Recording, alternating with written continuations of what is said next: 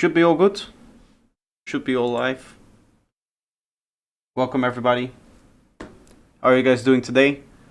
We're going to be doing some feedback today.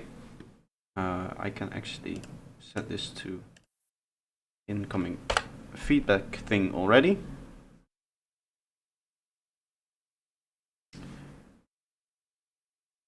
We're going to be doing some feedback today. I'm going to post the announcement in Discord and then we can get started. What I'm going to do is I'm going to make a few kick drums at the start of the stream today. Hello everybody who is joining. Wave Morpher, Andre, Malogify. I see some people already in chat. Cider, how are you doing? Welcome. You can all already submit your tracks in the Discord. Exclamation point feedback should start to work soon as the bot comes online. Let me see if it's turned on quickly. Otherwise it won't work.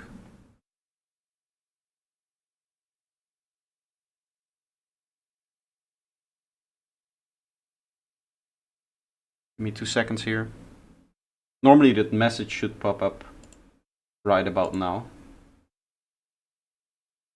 The feedback command needs to be turned on.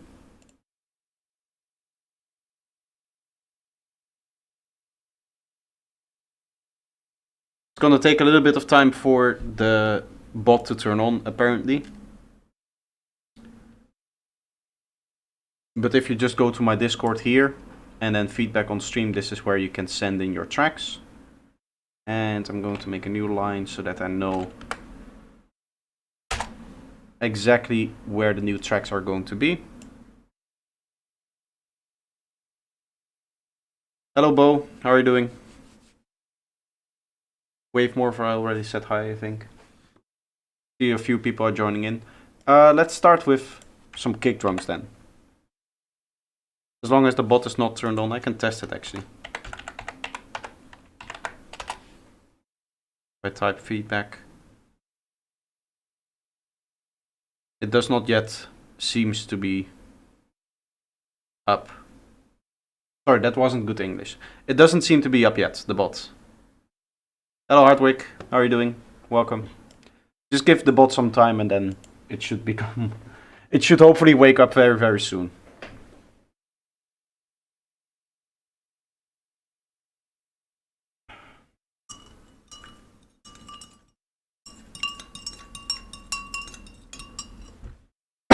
Alright, kick drums. Ideally, I would do another 10 today, get to 65 kick drums made. So the way I'm going to do that is just copying over a bunch of these here. I think this is 10, right? Right now we're here and that is 64. Let's get one more. Let's put in a G sharp there. Okay, that's what we're going to be making. Alright, the bot is running. Nice tea sound. Yes, I'm having myself a nice pot of tea. The bot is running right now. The feedback command should work and you should be able to start submitting. I'm going to leave it open here and we'll just dive into it as soon as we have a bunch of tracks in there. Until then, we're going to be making some kick drums.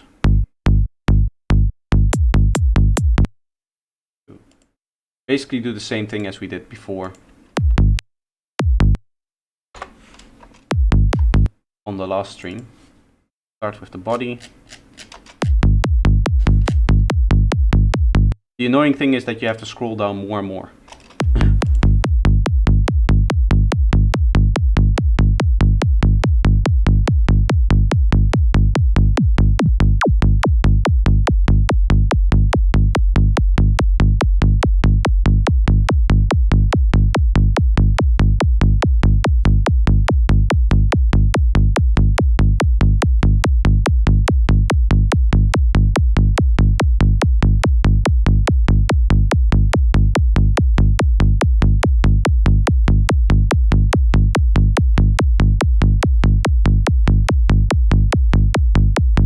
Nicola, how are you doing?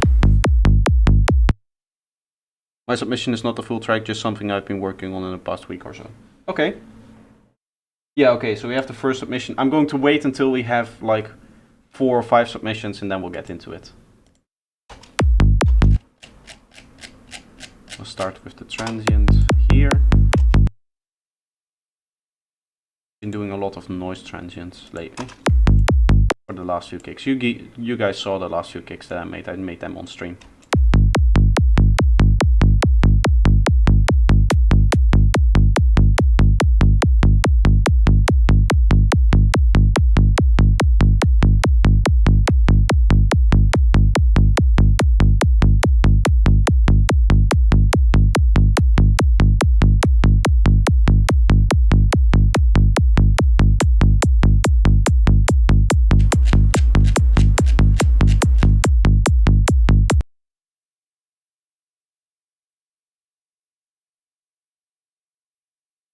Need to move this.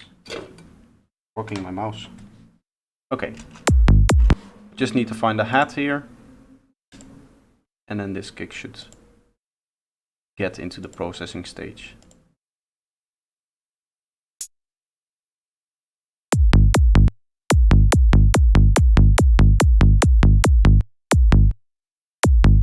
Yes, I did edit the correct one. That's nice.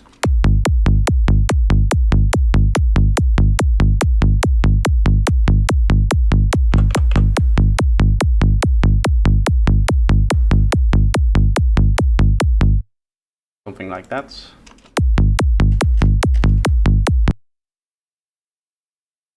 I still don't get why you don't use kick 2.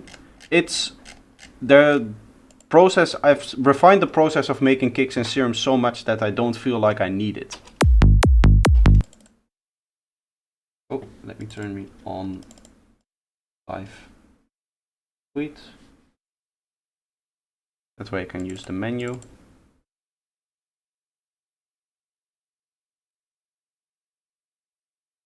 I did build myself, yes. I did build myself a little bit of a wonky setup within Ableton. But it works, it works. And you'll see when it works when I start converting from one BPM to another.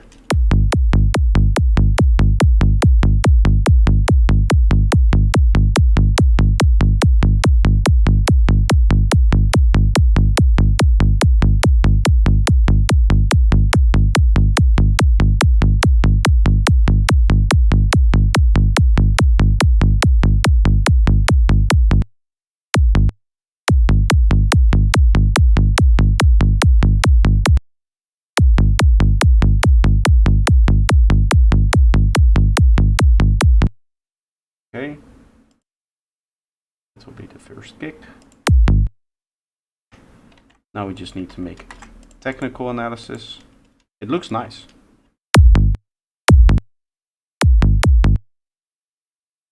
We can go in here in the processing.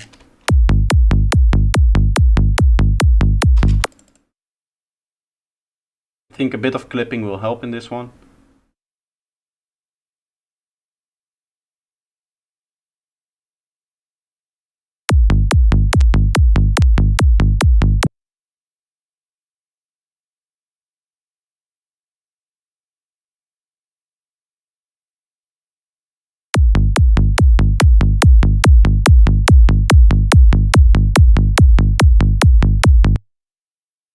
And then we just need to phase align it. 7 watching, 3 guys. 3 likes. You have forgotten. Yes, if you're here and you haven't liked the stream yet, it does help if you would quickly hit the like button.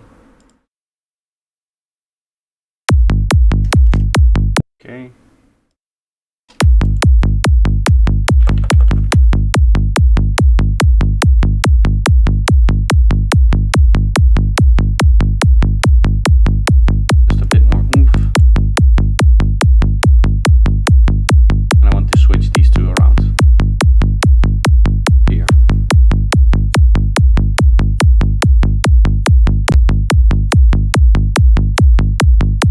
Hello FG, how are you doing?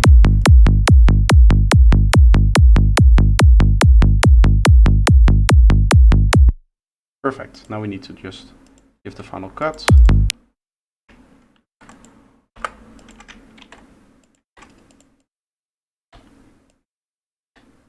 This one should be smaller actually. Recording track.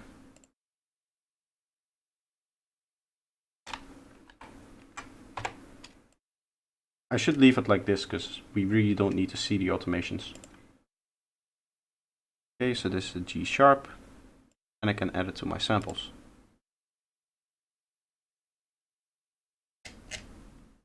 We still have only one submission for the feedback, so I'm waiting a little bit longer.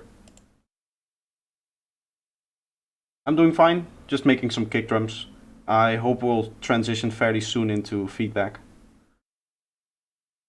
It usually takes some time for people to start submitting their tracks. They render it out and they need a little bit of time to obviously render it and upload it and stuff like that. What is the last one here? So this is 56.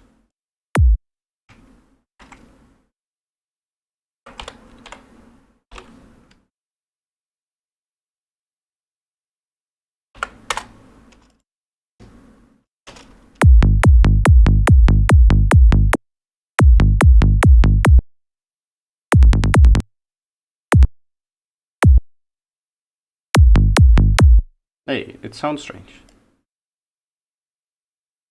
Ah, it's missing a bit. Okay.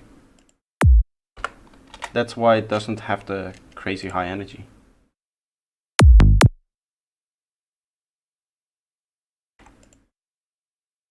Yeah, it was missing the start. Okay. So now we have a kick drum.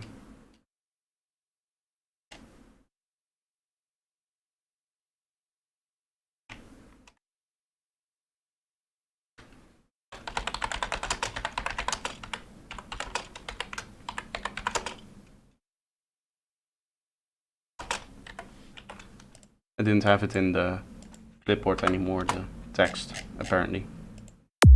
I just had to write it in.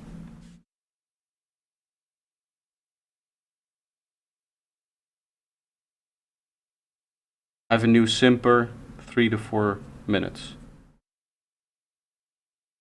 New simper.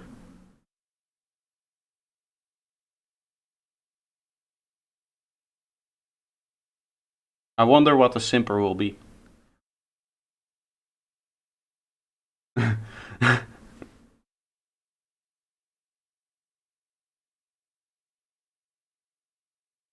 Snippet.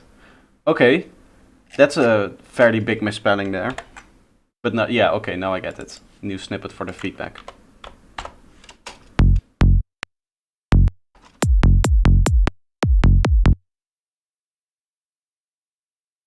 You can submit it already. As I said, I'll get into feedback once we have a few submissions lined up. And usually from that point on, once I start doing the feedback, we generally don't stop because people just continue to submit new and new material for me to listen to, and new people join in as well.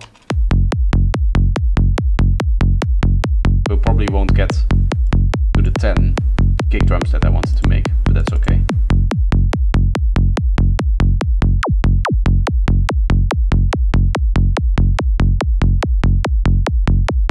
I do like that extra behind.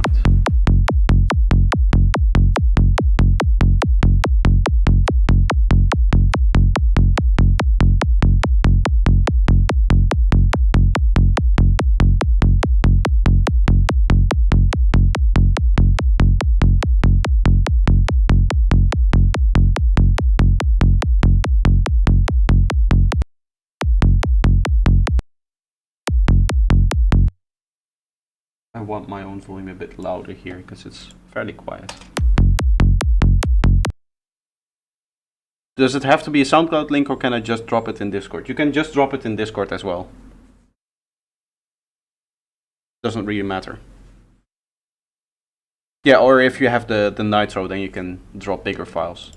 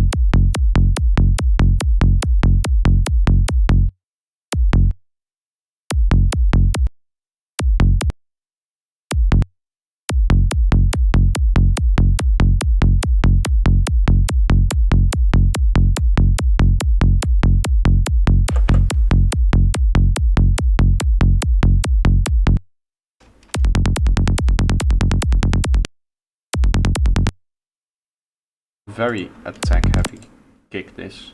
I do like it.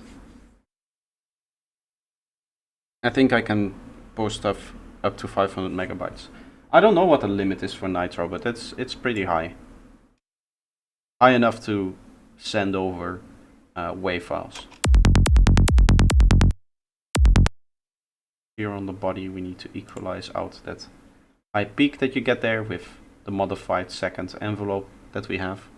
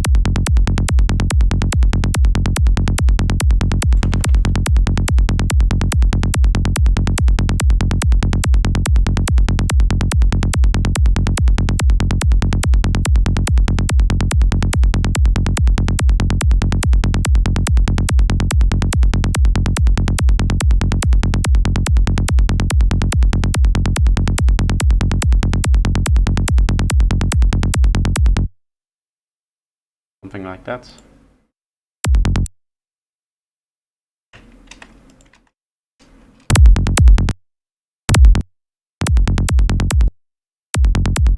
Hello Sai, how are you doing? Welcome.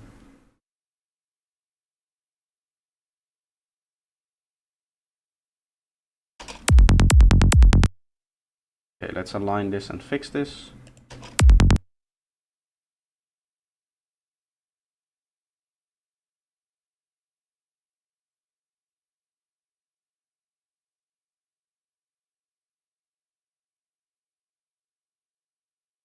Not bad, hope you're all doing great. I'm doing very well today. A little bit tired, because I went to bed a little bit late last night, but that's okay. I think I can... Yes, like that, and then up a bit to compensate.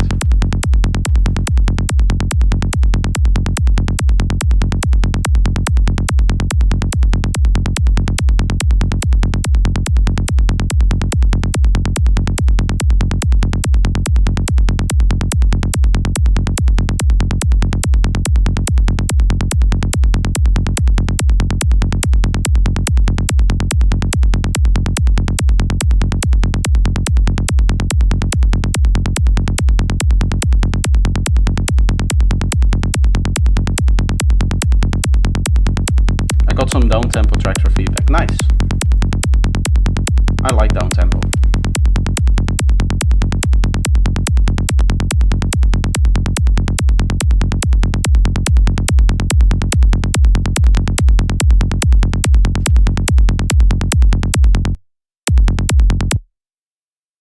Okay, so that's the hard clipper.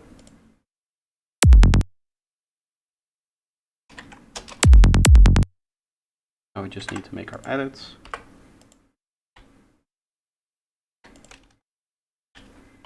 Like this. Typicus, how are you doing? Welcome.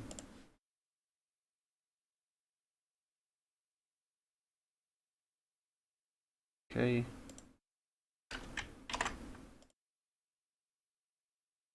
I think we're starting to get some more tracks, so we're going to get into the feedback very, very soon. This is gig number 57. Let's see. Everything now takes long in this project because it's so big.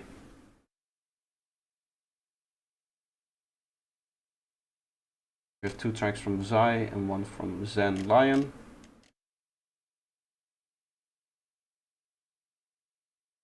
3 tracks so far. Nice. I think we'll get started by listening to some tracks. I've finished the kick, so that's a nice point to start. If we have some more time where there's like a little bit of downtime of people submitting tracks, what we'll do is we'll make another few kicks and then we'll see how far we can get doing it like that. Anyway, the first track is called Psych by Andre. Gonna pop up analyzers. There's no way to fix this, I think. Right? There was a way, yes. Like this. And then, oh, in the spectrum as well.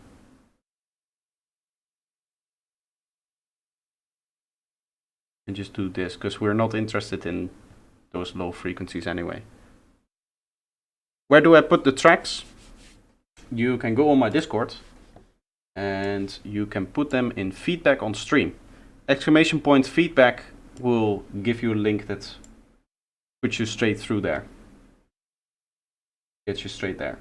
Okay, this is Psych by Andre Stofberg.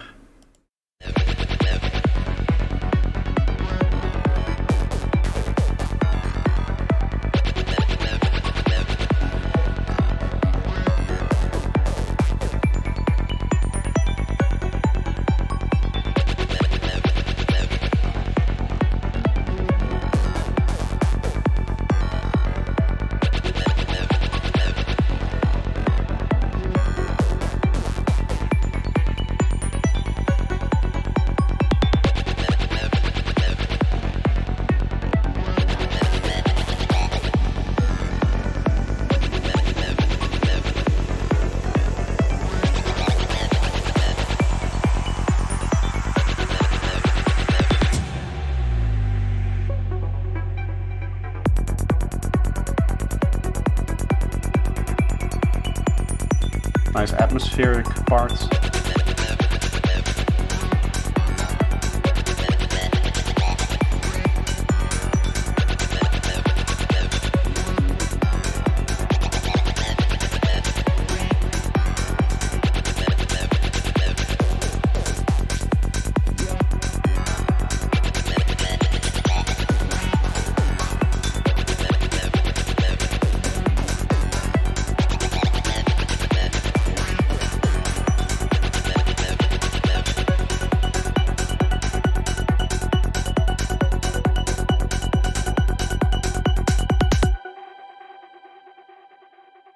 There's some more still, I think.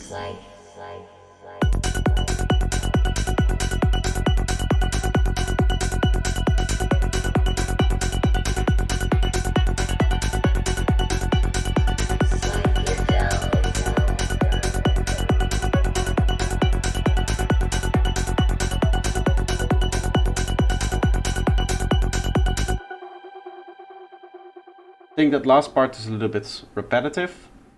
There's a little bit of an old school vibe going on. I do like that you're separating your elements like layer by layer. You never really have too many elements play at the same time. So you're doing a good job in terms of like separation. What I do think though is that with the type of separation that you do, it's like so strictly boxed in. Every synth, it's like one synth plays, then the next synth plays, then the next one plays, that it doesn't really become like this hyped up kind of psytrance. Usually what you'll see is that for the less energetic parts of your drop, you have that where you have one element and kind of coming in, delay tail, and then going out into the next element. What's really lacking here is kind of the energetic sequences that tie everything together in the part where you want your high energy parts of the drop to be. The other thing that I want to say is just the kick and bass processing could be a little bit better. I don't think there's a lot of processing on the bass line, like looking at the waveform, that's what I picked up on.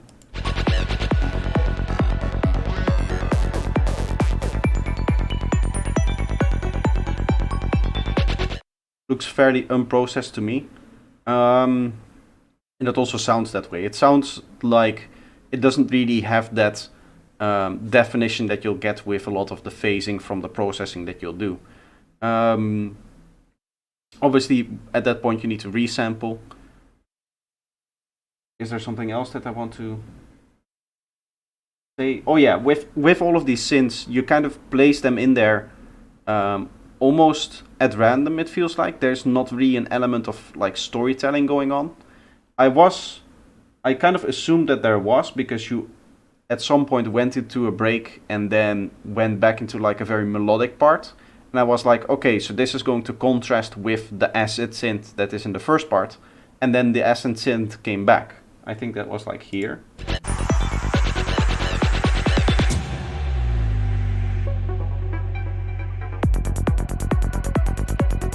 Yeah, this is the atmospheric part then. And here I thought, okay, now the track is going to focus on atmospheres. And then the acid thing came back.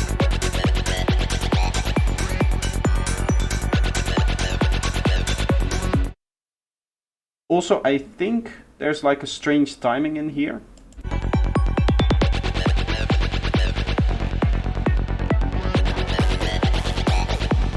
Yeah, so we have one, the other. We have back to one without modulation. Then we go to modulation again, and then it does one more.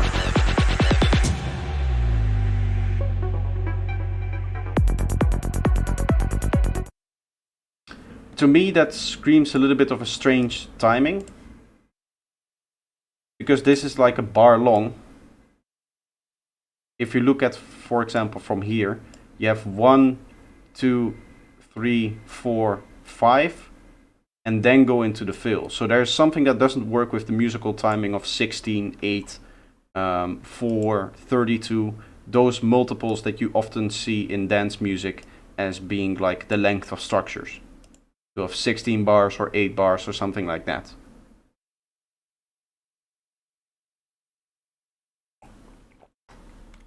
I'll give an example of that. Yeah, we'll do masterclass. The masterclass track is actually quite a good representation of this idea. If you look here, if I put it on its own track,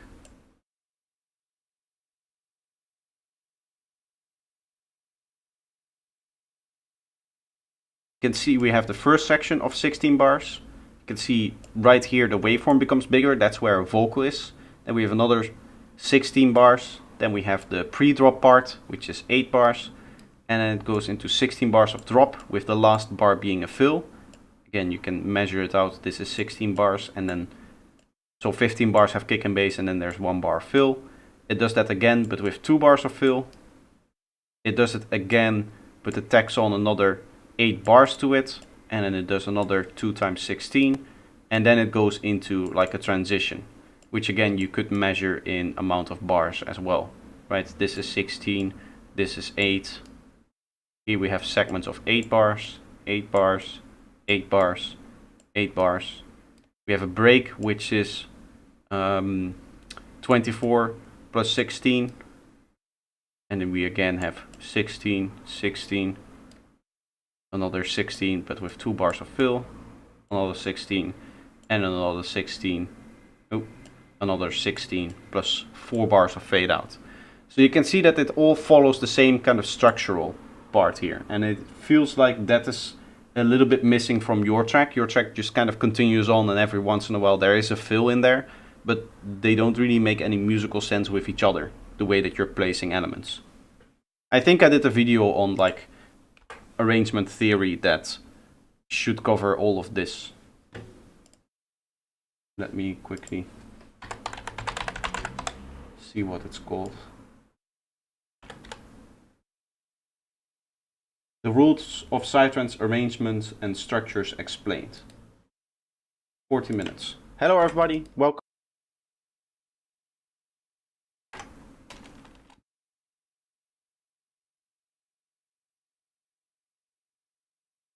I've always wondered if the fill should be part of the main bars or addition to them. Yeah, it should be part of the main bars, because that way you maintain the kind of structure.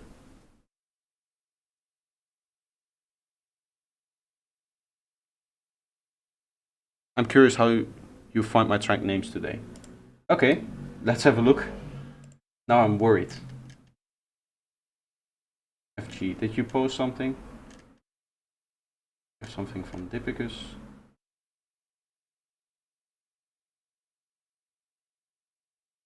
That's not you, right? No. No. I think this is everything that I wanted to say here.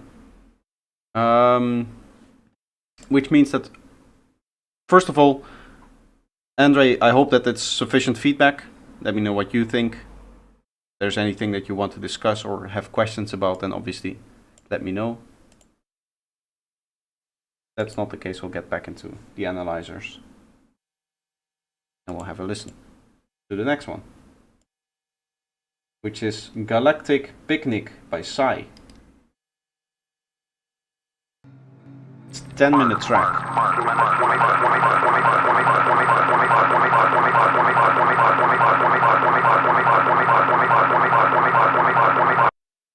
I messed that up, sorry.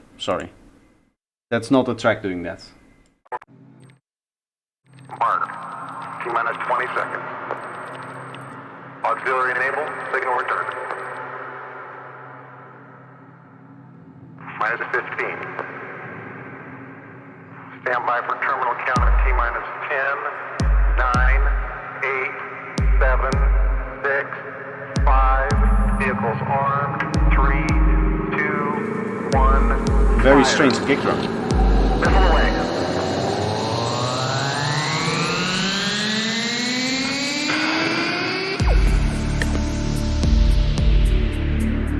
Ah.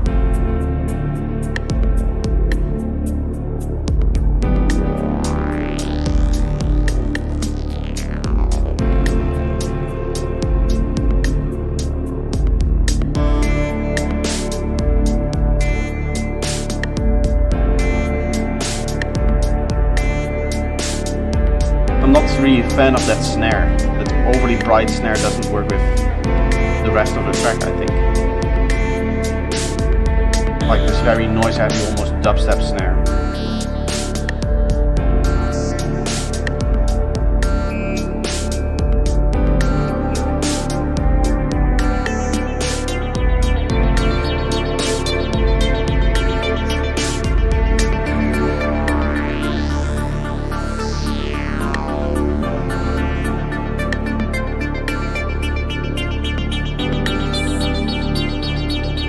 I'd like to hear like a dedicated bass line, rhythm bass, as well as the kick and the snare redone. I think those could really benefit the track. Like a rhythm bass as in like 1/8 notes, something like that, instead of this like breezy thing that you have going on. Because you could have a lot more rhythm into it.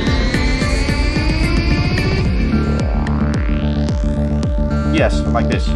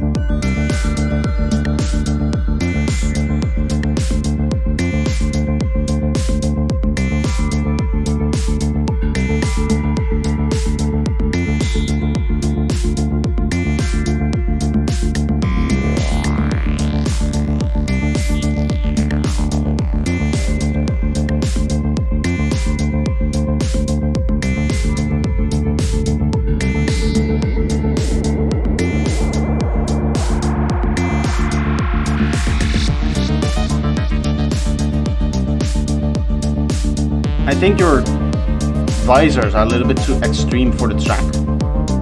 Because this is a very slow, low energy kind of track, and you have these very intense risers to it. It's a little bit too much of a contrast, I think.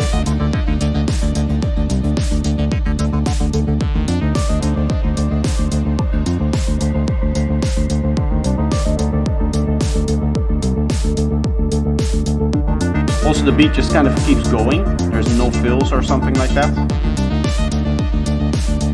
drum beat doesn't involve.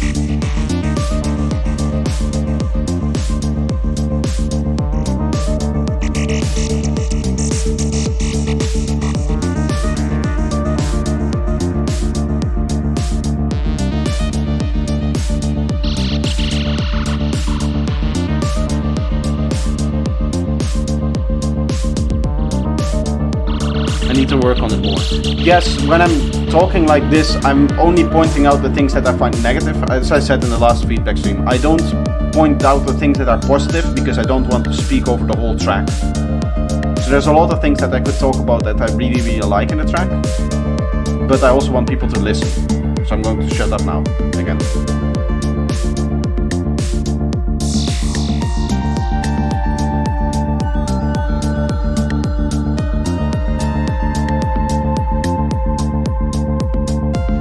Yes, we should have had a couple of fills already for this kick and bass right now.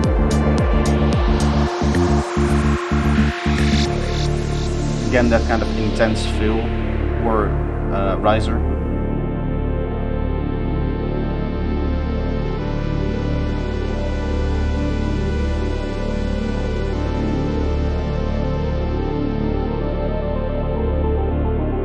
Can I send something too, by the way? Yes, everybody can send stuff. Of course.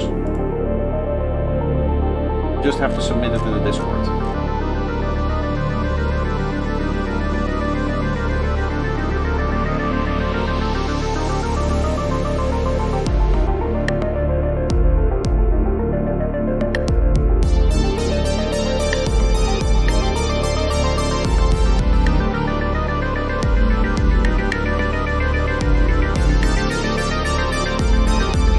I think you can do a better job of element separation here.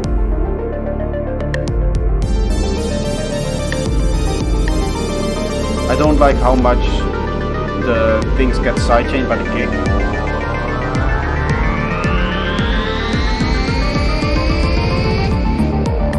Here again, the build-up is so intense and then it's just like a slow track.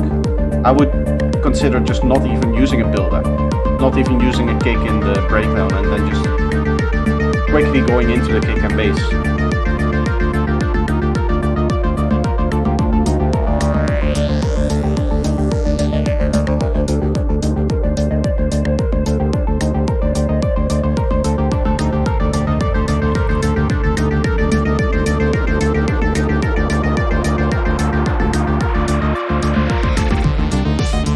Yes, that's nice. Nice fill there.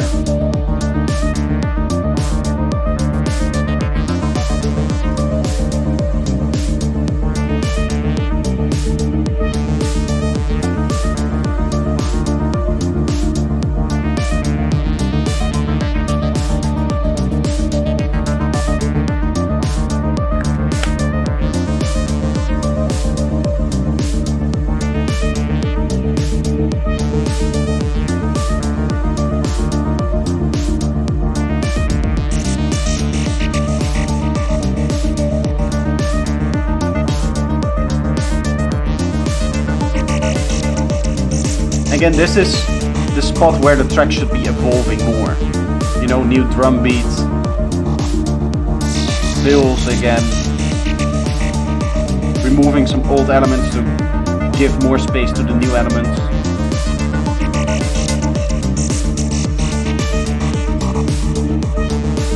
What kind of processing do you mean on kick and bass? You write it into anything to them, just reset.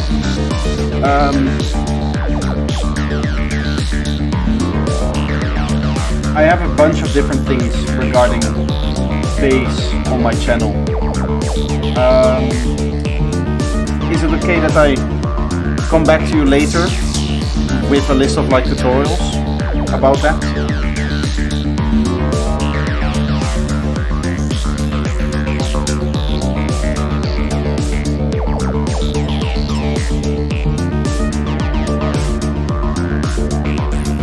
You see here, those new elements, those bandpass plucky things, I think should be really standing on their own.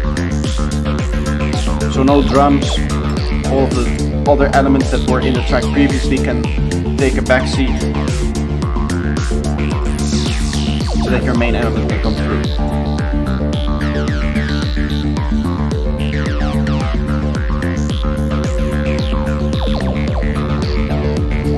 asset lines.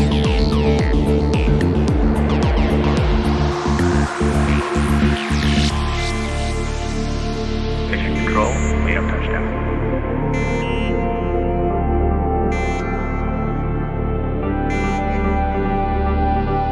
The outro fits much more with the track than the intro. If you were to put the vocals on top of this pads, instead of the like build-up that you have at the very start, even before the beat.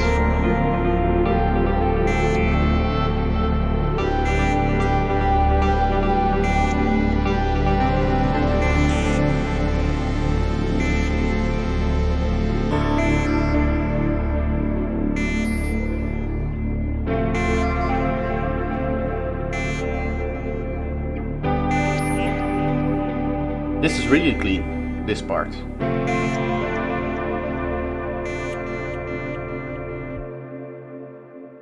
Nice. Nice track overall. I did say a lot of things throughout the track. I don't remember everything that I picked up on or said. Hopefully you can like go back into the stream once you start working on this project again or in future projects and just go back to like the exact segment that I'm talking about your track. Yeah, I don't remember everything that I said. Normally I like to recap a little bit, but the main thing that I think it's coming down to is that there's just not enough time spent working on details, because there's no like fills, there's no element prioritization of what is my main element and what are my sub elements, my supporting elements, and then your main element isn't changing over time. You have like a few ARPs in there that just go throughout the whole drop. Thanks guys, I'll rewatch when I'm working on it. Yes, so that's the goal. You have an auto track, so we'll have a listen to the auto track as well. It's Celestial Beings. Sorry if I broke your focus. Don't worry, it's my own fault if I start talking about things that I shouldn't.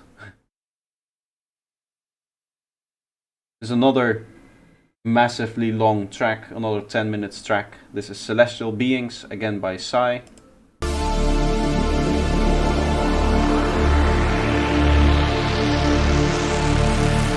Big opening, this one. Bit loud. I hope you guys can still hear me alright.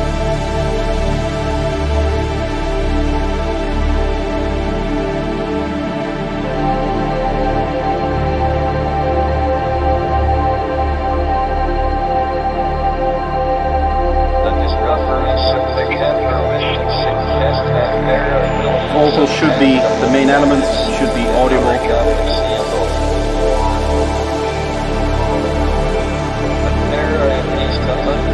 I don't understand what this vocal is saying, so it's not loud enough. All of the other elements should make way for the vocal.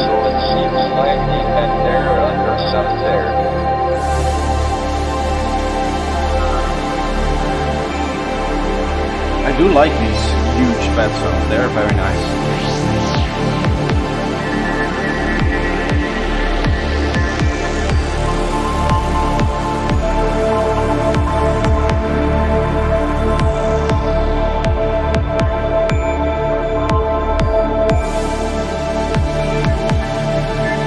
I'm not a fan of the kicks just kind of like randomly placed in there as part of the intro. I think kick and bass should start when kick and bass is starting, not like randomly placed kicks in front of it. Because the kick and the bass kind of belong together.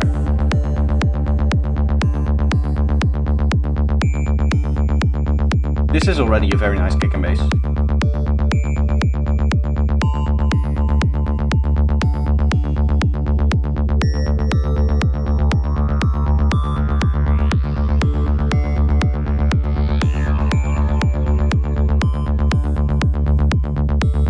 At least maybe the kicks could be low passed in the intro, so that they're just not the kick at the same volume, at the same frequencies, just in there.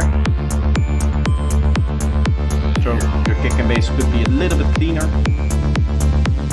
But that's like at the end of a production, so it doesn't really matter.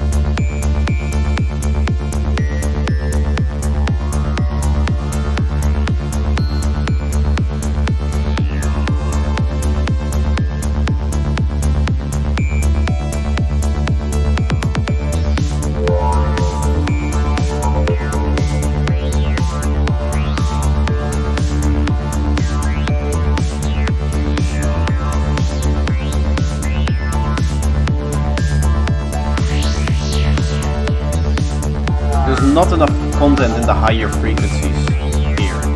The synths could really occupy a little bit of that space as well, seeing as you just have one hat in there.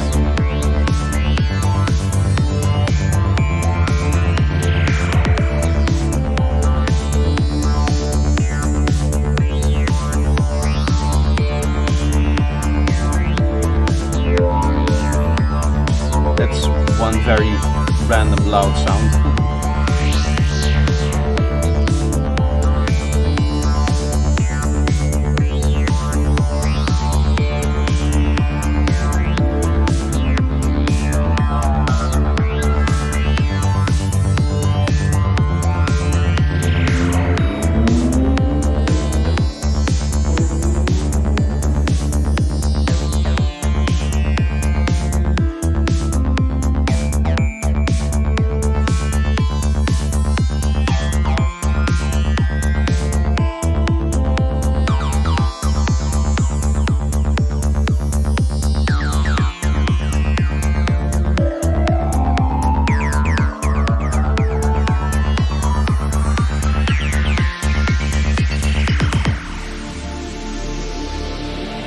Nice break again.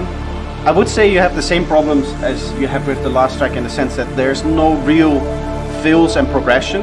It's just like one sound coming in and then fading out again over time.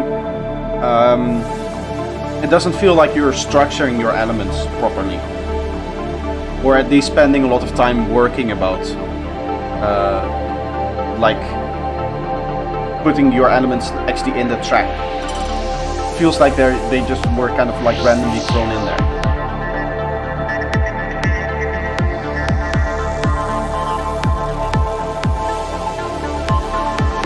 And the same thing with the kicks. I don't personally like them because they break the awesomeness of these pad sounds.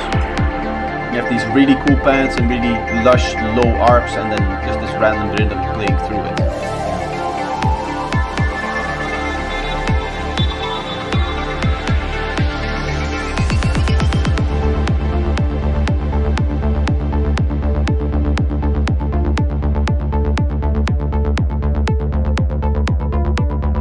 I mean, you start off correctly in the sense that now you have like one element as your main element on top of there, right? But this ARP should at some point stop, you should have a little fill, and then you go into a new main element. That's how you build progression and keep things interesting. I feel like this ARP is going to be part of this drop for the next like 3 minutes probably. Still like low under there.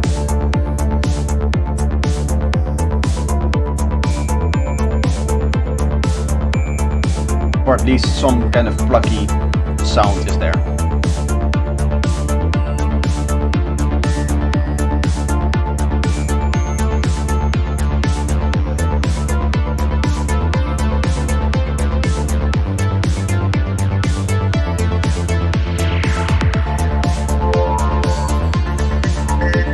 Again, lacking a little bit of high end and some very piercing sounds as well.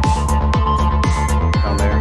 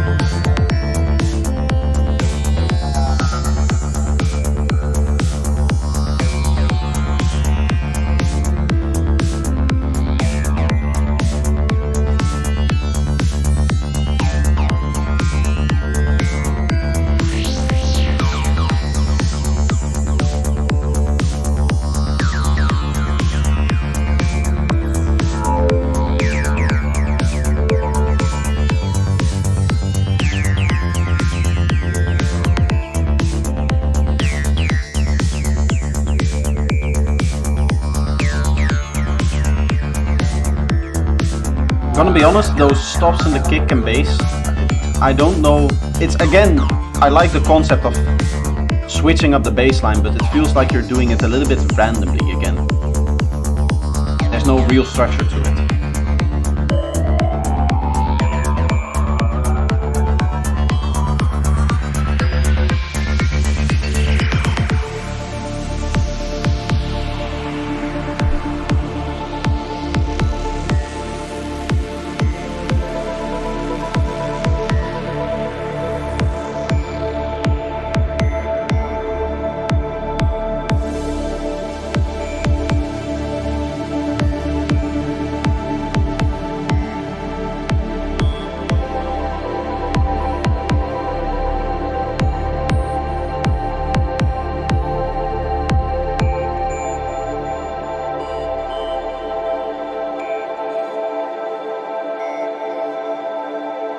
Yeah, the pad sound design is really good in this track.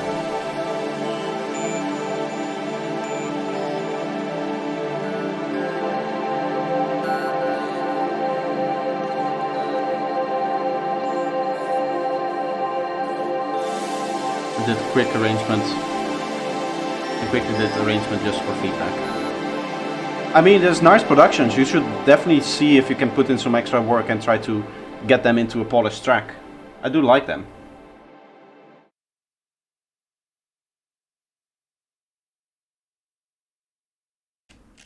We have a lot more ready to react to. Skills, intelligence, bow, RMS.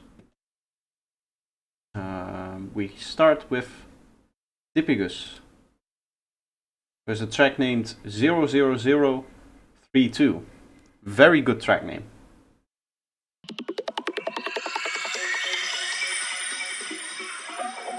Trippy start.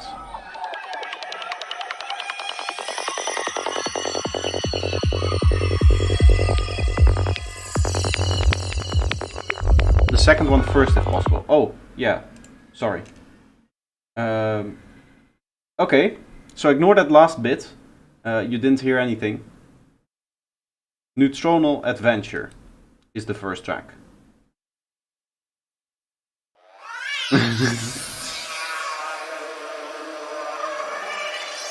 Also starting off with the same trippy sound design.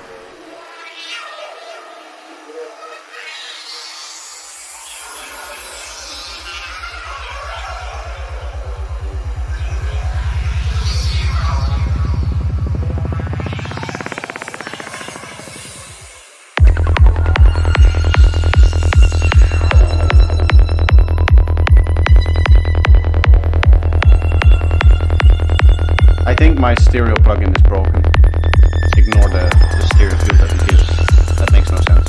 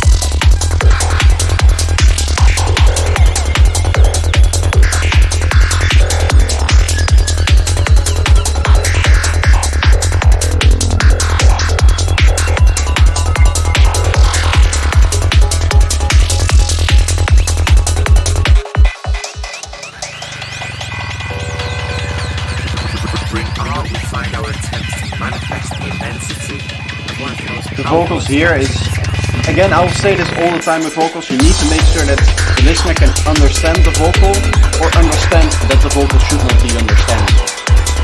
If it's too quiet in the mix, just hard to grasp your mind around what's happening with the vocal.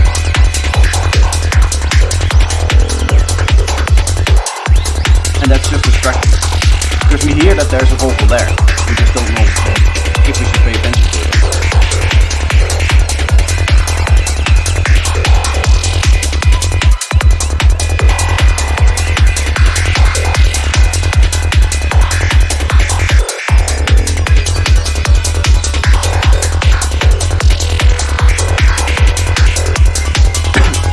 But the overall mix is very, very nice. Maybe lacking a little bit in this area here. I know it's a common trick, but I do like that little crunch that you get from like 200. I'd move a little bit from like 600 and push that back up by 200. A couple of dBs of like a shift thing.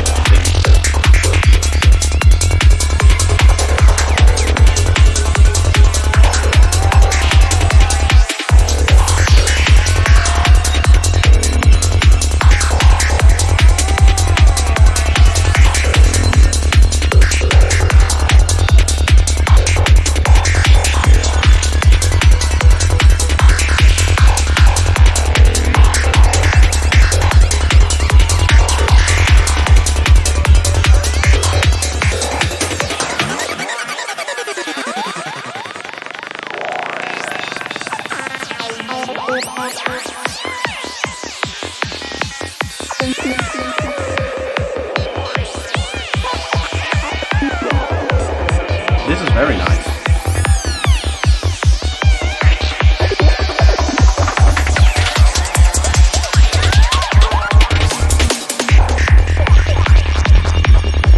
I was hoping that we would get into something else. Another bass line. Like we were announcing in the build-up.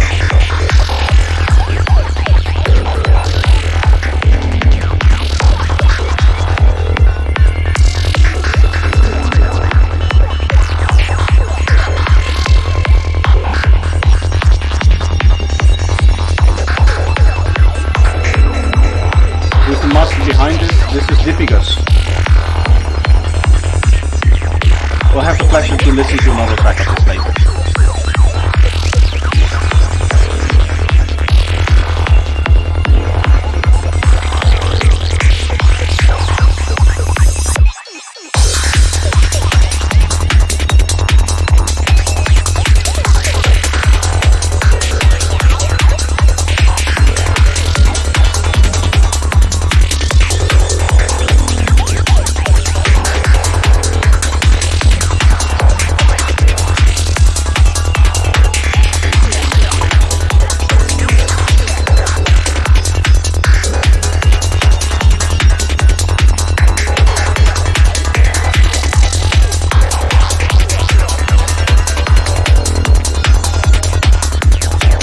Everybody's track is still on the way. The only ones that I played are from Sai and Arnold. Everything else is later.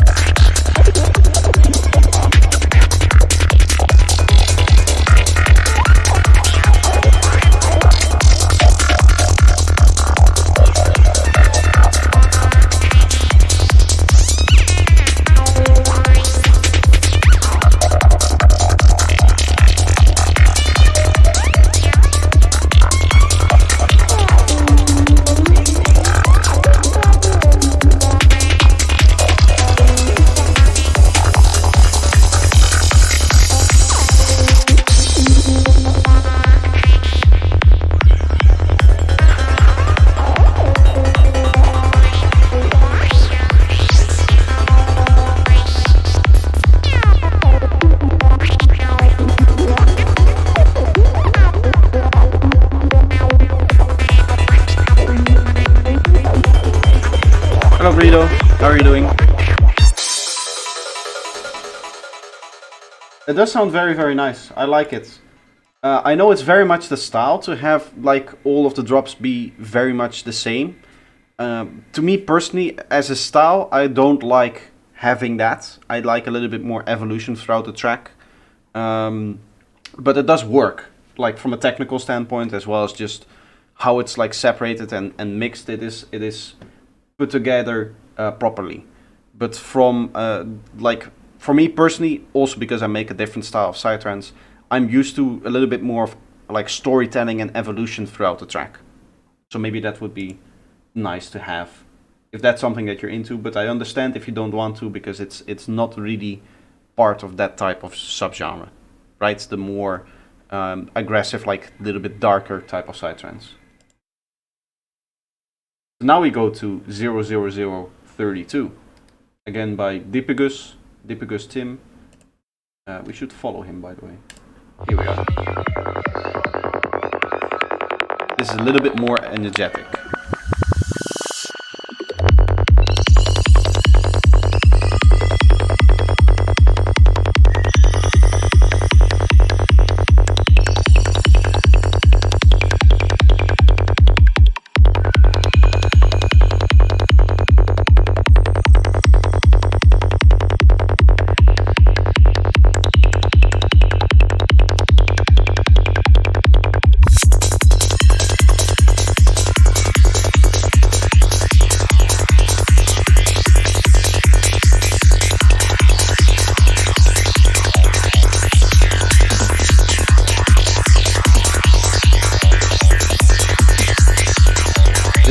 Lead that's sweeping so much feels a little bit too delayed and threatened, I would say.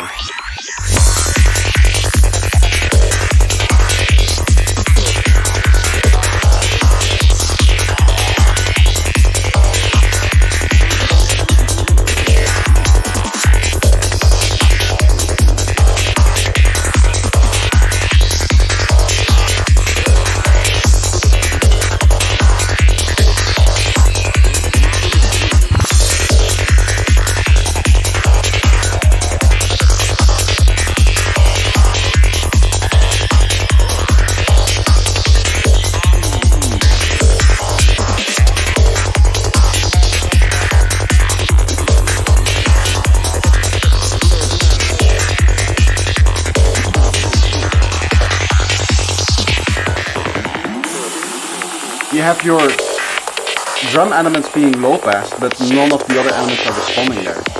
You're setting up a build there, but the rest of the elements don't follow that. They just kind of continue to play. If you're gonna do a build, you also need to take care of your synths and your like kick and bass. All of them need to build up the energy for the new section.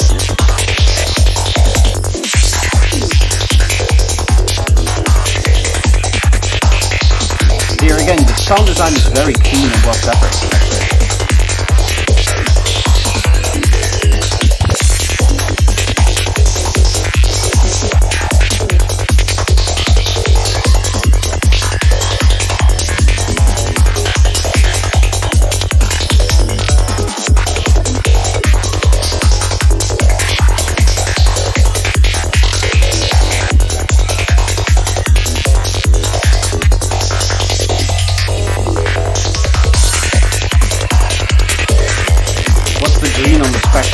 There's a green and blue, which are left and right channels, I think, and then there's the main lighter blue, which is the sum of both,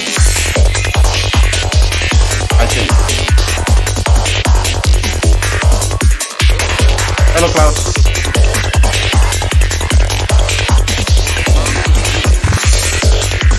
Or maybe it's the mix and the side. There's like kick and bass in the green one, and the blue one doesn't.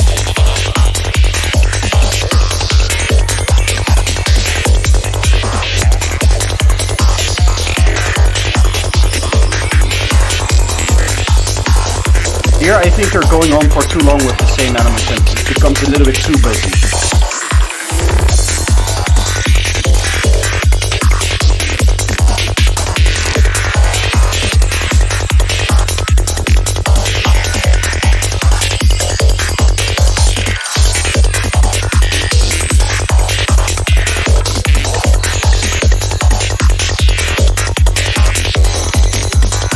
Like here, you clearly removed some elements, but there was no fill to do that. You have like very short fills and the synths continue to play. Your synths should also adapt to the fact that there's a fill going on, right? They should do something there. Maybe stop playing for a little bit, or have like a crazy effect on it, something like that.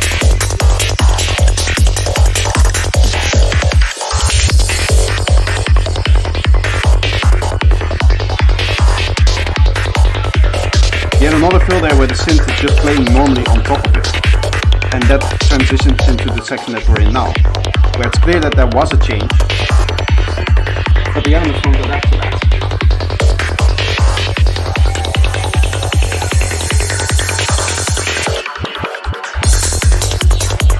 Here as well, they just continue to play normal.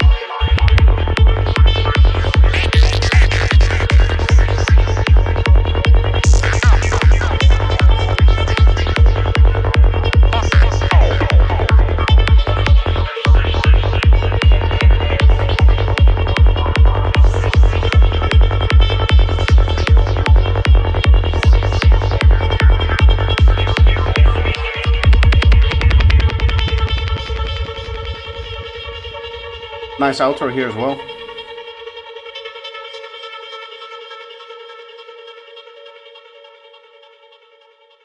I think the main thing to focus on in your productions is the fact that your lead elements and your synths and all of your effects and stuff like that don't react to what the kick and bass is doing. So sometimes you have like build-ups, sometimes you have kick and bass being high passed, you sometimes have the top loops being low passed, right? The drum loops being low passed. All of those things, all of those changes, the builds and the fills, they need to be reflected in the synths, because otherwise it just kind of feels like the track keeps going. And yes, after the fill you like remove a few elements and put in a few new ones, but there's delay tails on there, and there's like stuff in the way that don't allow us to hear that that change is happening. So usually what we'll do is we'll have little edits in the fill. Usually the synth either stops playing completely, or there's like a little glitch effect or something like that on top of it, which will allow us to register quicker that a change is about to happen, right? We're in the fill, some new section is beginning to play, and so we'll have this, like a little bit more attention for the new elements that come in and the old elements that are removed in each section. And that makes your track sound a lot more structured. I hope that is a good explanation of the issue at hand here, because I heard it in both of the tracks, in the sense that all of your sound design is on point and you're mixing them properly, but it sounds like almost like it's not evolving, even though it is, because we don't hear the changes, because those synths don't react to the fact that there's no fills, or to the fills that are there, sorry. I'll rewatch for Shizzle. That's thanks for Shizzle. That's something that I haven't heard in a long time. Hardwick is typing. We have a lot more submissions here. We have a snippet of a new track by Boom Boom Bessa. This track is called AASEBU, which is a very deep message, a very deep meaning, and I wonder how the track will explore such an intense topic. Everybody please calm down. We'll have a listen to this intensely titled track.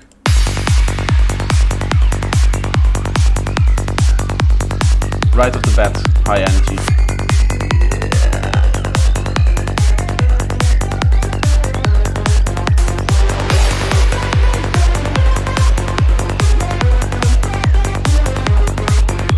You're lacking a little bit in the high frequencies. Nice gritty top loop. Would like to have that here.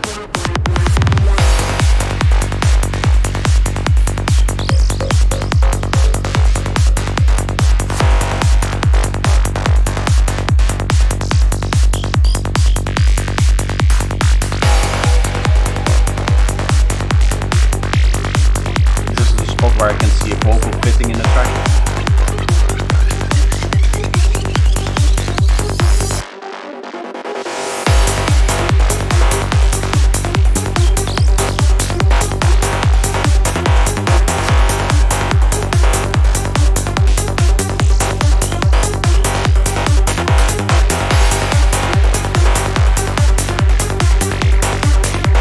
Nice harp coming in.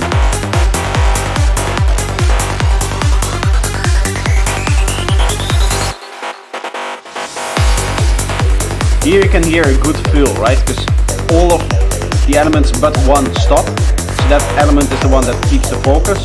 And now we can hear that something is completely different. This is Boom Boom Bessa.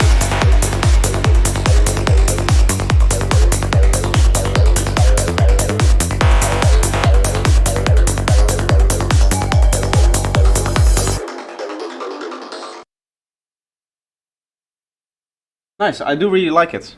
High-end mixing. The high-end in psytrance is usually a little bit more gritty, and there should just be more of it on the drum loop.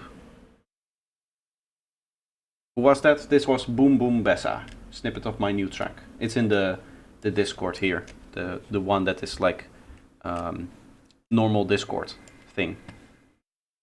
Now it's Gar Hermes, or FG in the chat, more high. Yes, you need to be higher.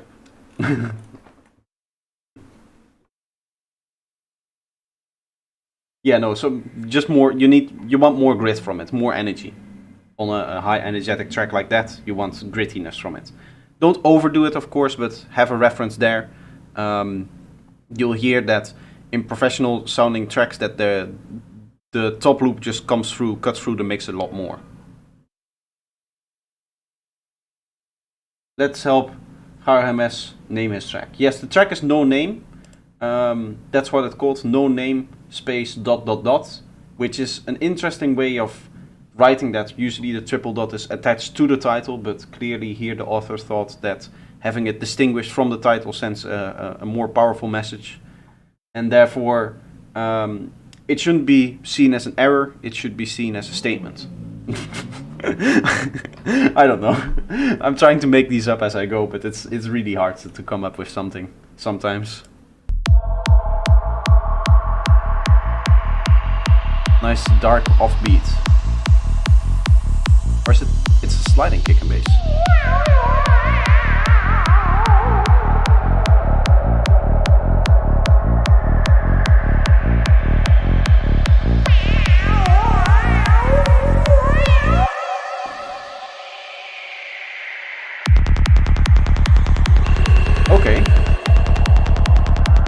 going to switch up bass lines completely there. It's a strange choice.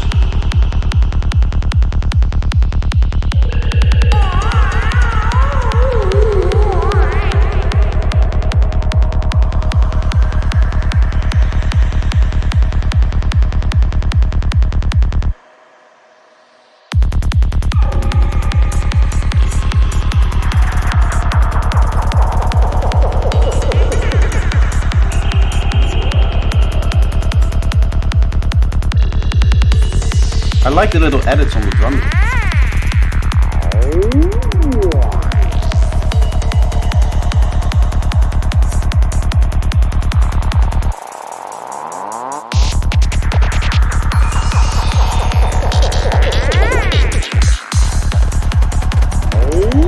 Again, this track, it could use more high end. You could try to focus getting your high end to bubble up nicely.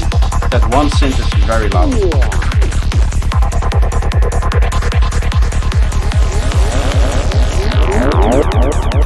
That one as well. You can see it in the waveform that just completely dominates the waveform.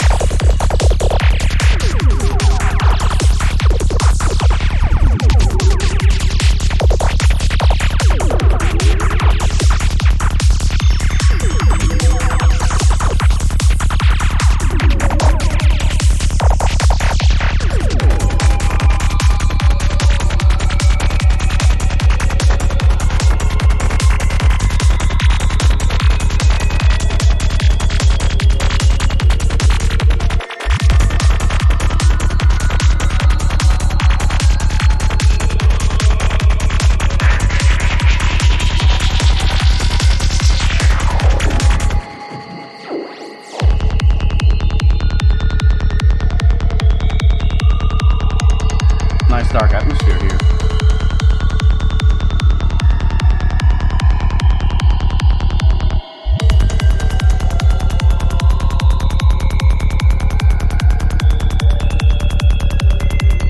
Yeah, your hi-hats could be mixed brighter in this area, like the 10-12K-ish.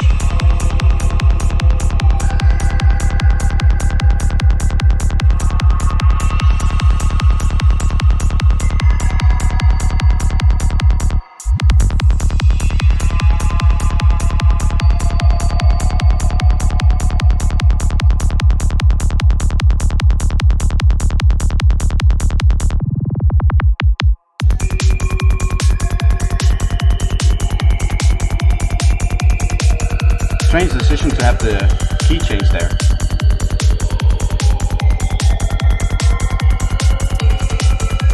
I don't know if I like that. I did like the bass when it was on its original key.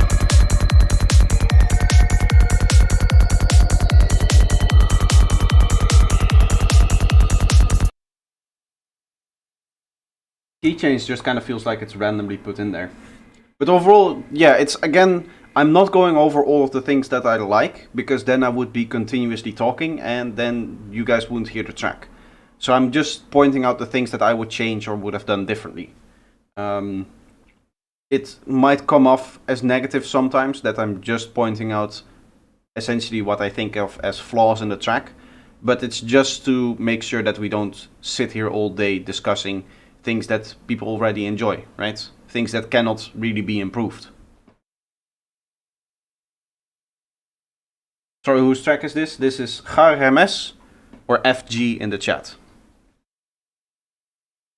We should soon come up to your track as well. We first have Bo, Resurrected new tracks, any working notes? We'll have a listen to that right now. This is called The Creative Process by Bo. Yeah.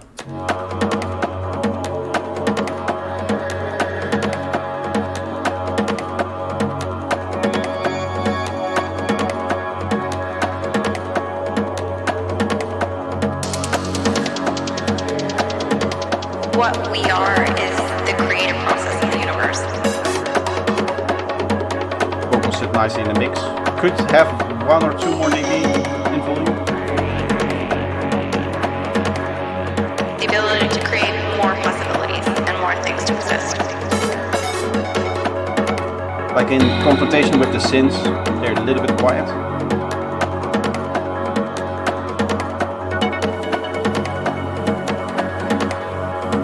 I'm just so deeply fascinated that I exist at all.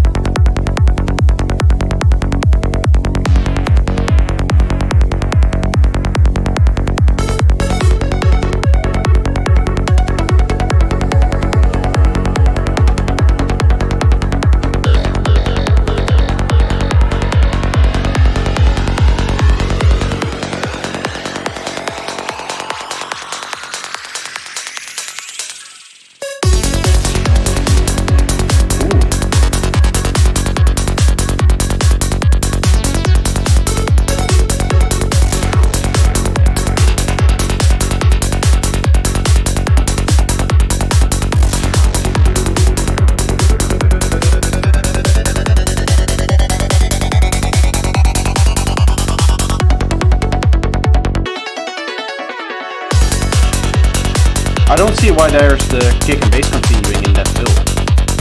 Like you have your drum loop stop, then it would stop the kick and bass as well. And then just make a fill of 2 bars. Like here. Or at least I think that's 2 bars. The creative process of the universe.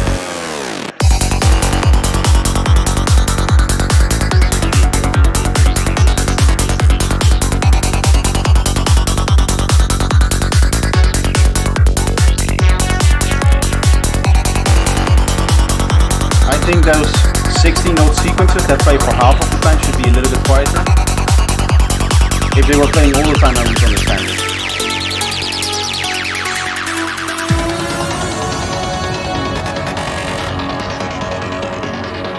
Are there things that can only happen in the universe because there are physical systems that have subjective experience? These vocals are really well mixed. I like them.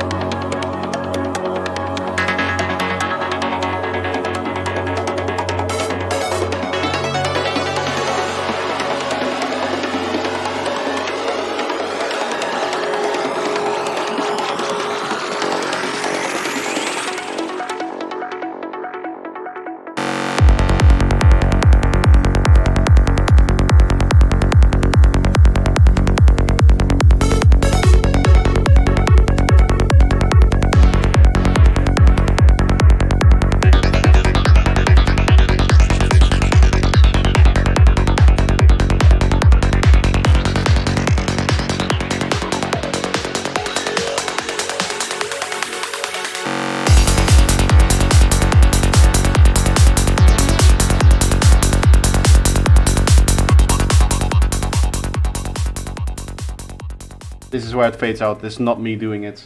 It's a track that fades out. I was just getting into that, the second part. I do like it. Yeah, overall the energy and the mixing is very, very good. I think I had a few pointers. I want to quickly check the high end, because we had that in the last few tracks.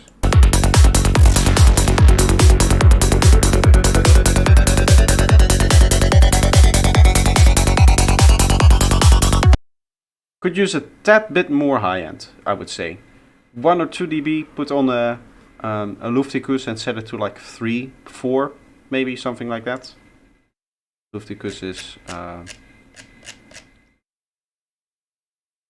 this plugin here. Go Luftikus, set it to 40k, and then around this area, that should bring in the kind of spicy high ends that you would want. Luftikus is free, by the way.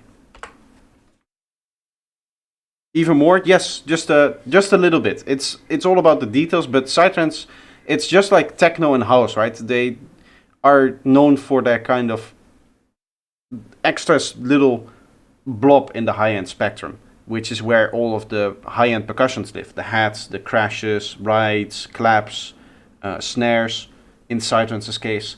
They all have a very big presence in that area because it's where the groove kind of sits. And there's also synths that sometimes occasionally play in that area as well. And you give them a nice extra bit of spiciness as well.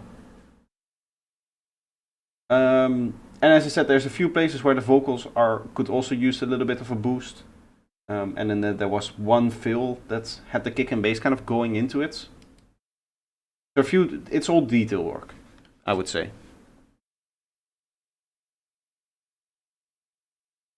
Now we have Intelligence with Moonwalker M24 V1.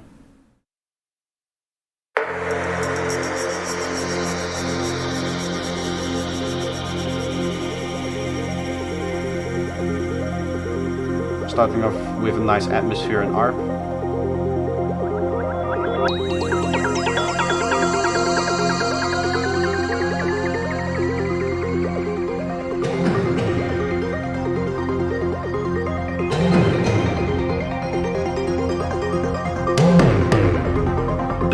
Big drums. I do like that.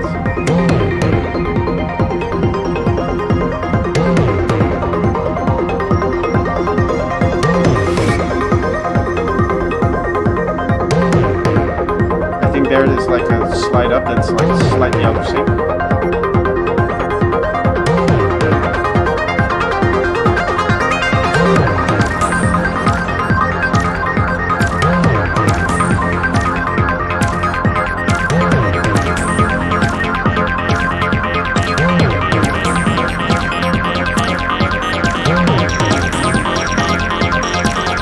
This area is a little bit muddy.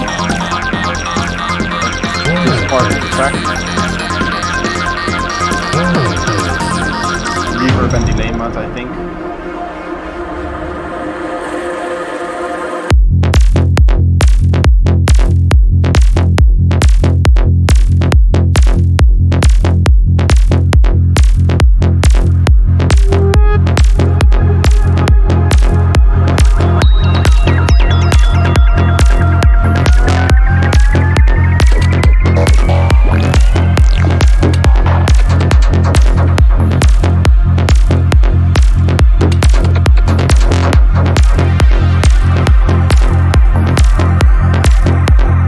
I'd like to see some overlap between the drop and the intro.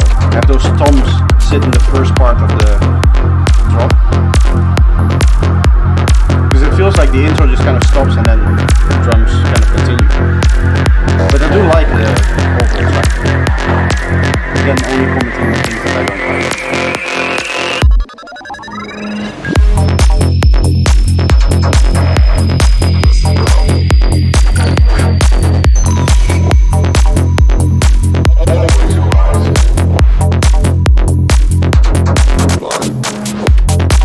Vocals could be a bit louder.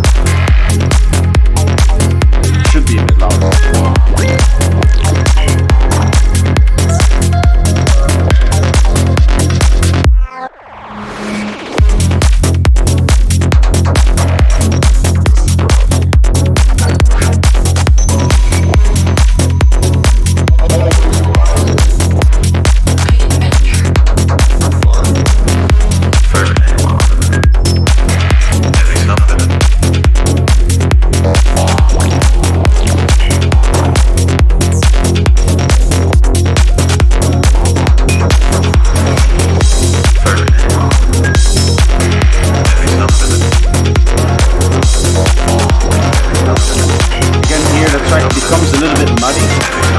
Opening up things like this, you should also probably high pass them a little bit more.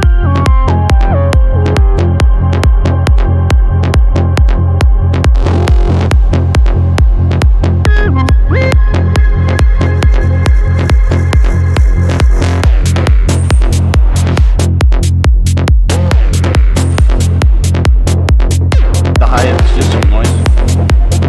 It doesn't work though.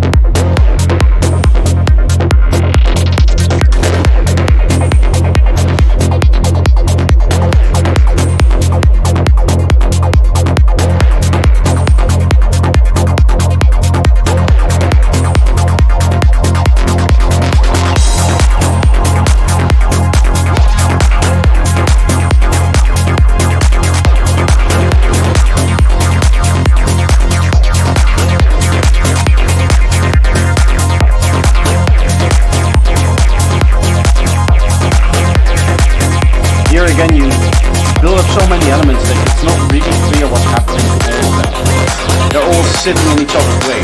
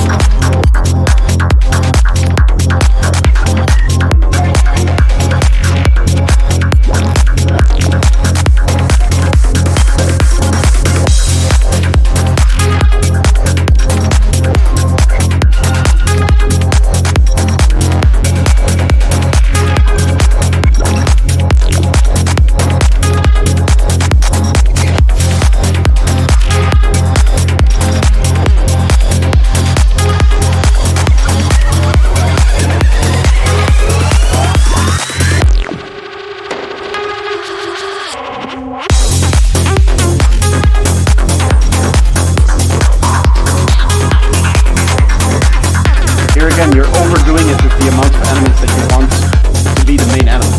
You should just choose one. Send the non-side track if there's time at the end. We're just gonna go through all of them and just listen to them one by one. I'll just listen to tracks for like 4.5 hours. Not 4.5 hours.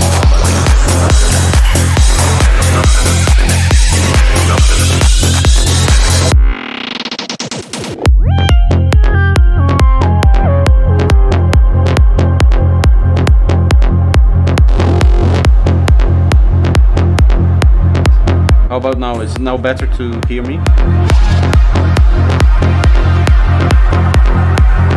It's because this is a master track, so it's my voice wasn't able to go over it.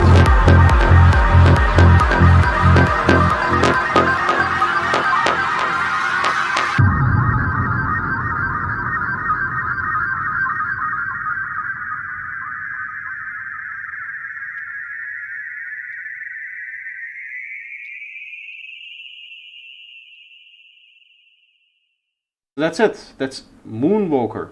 I think it's a little bit overproduced in the sense that you tried too much.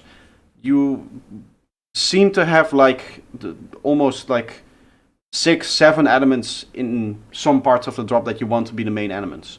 Some parts of the drop are very nice and very clean, but as you go longer in, things tend to muddy up and you just have too much content in there for the main element to really come through.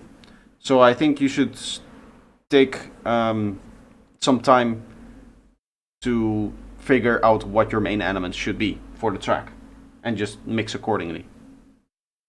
I hope my feedback throughout the track was understandable enough, though.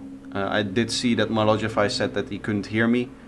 I now have the filter on it, so any desktop audio will be ducked under my voice. So from now on, it should be a little bit better. I was hoping that I could get away with not having that, because it does sound really bad on the music itself. This was Intelligence, an upcoming track for my first album, Moonwalker. Next up we have Steels, then Cider, then Hardwick, then Wavelike, and that's it for now. Here's a track that took 3 days. Wait, what did it say? 3 days from start to release. Okay.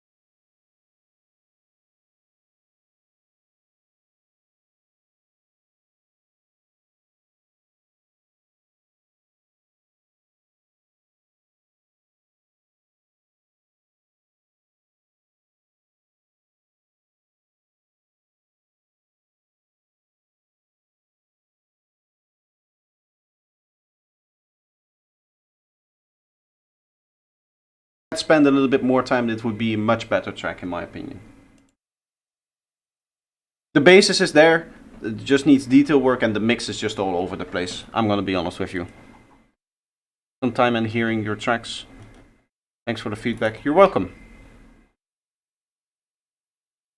Oper Kulum, yes, I'm just going to go over tracks one by one, just from top to bottom. After Steels, we have Cider with Event Horizon, which is a very nice cover. I think this is an AI cover, but still looks very nice. Event Horizon, let's have a listen.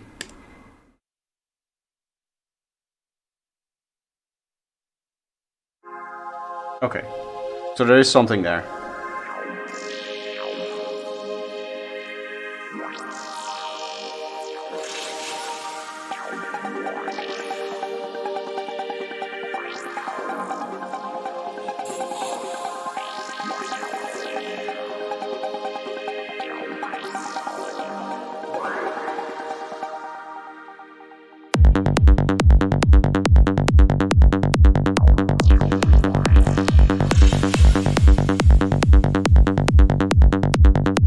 Nice groovy bass line.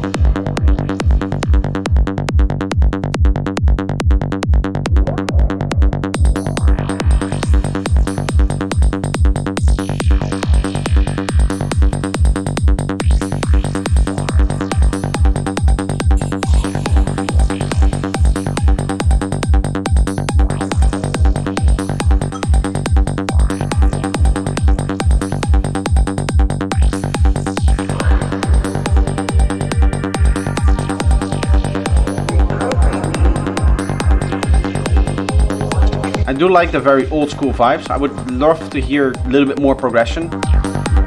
It's always a theme with the feedbacks that we have one central theme that everybody kind of, or that I'm looking for in everybody.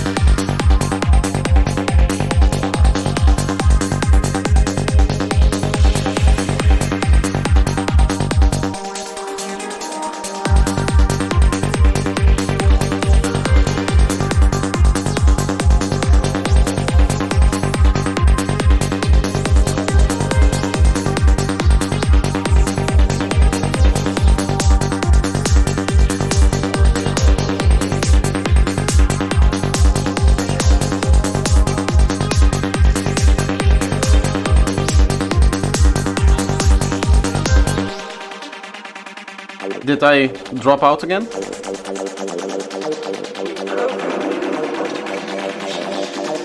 Again, vocals, make them audible. Make them understandable.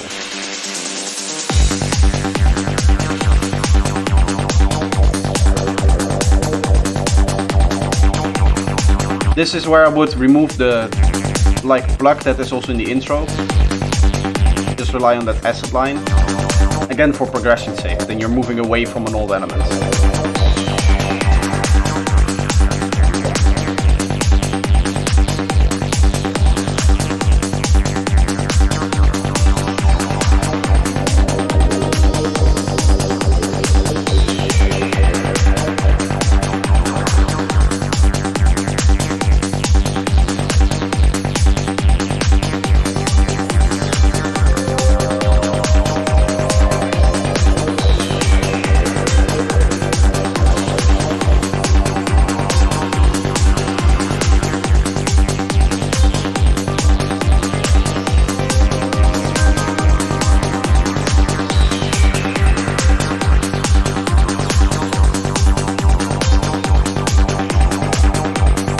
Again, I like the sound design and everything that you're doing, but it's starting to become boring.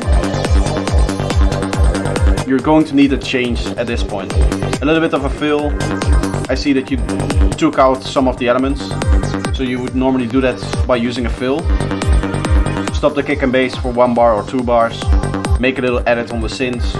Cut out a few of the synths in the fill, and then in a new section you have new elements to work with. Remove old elements, place in new elements.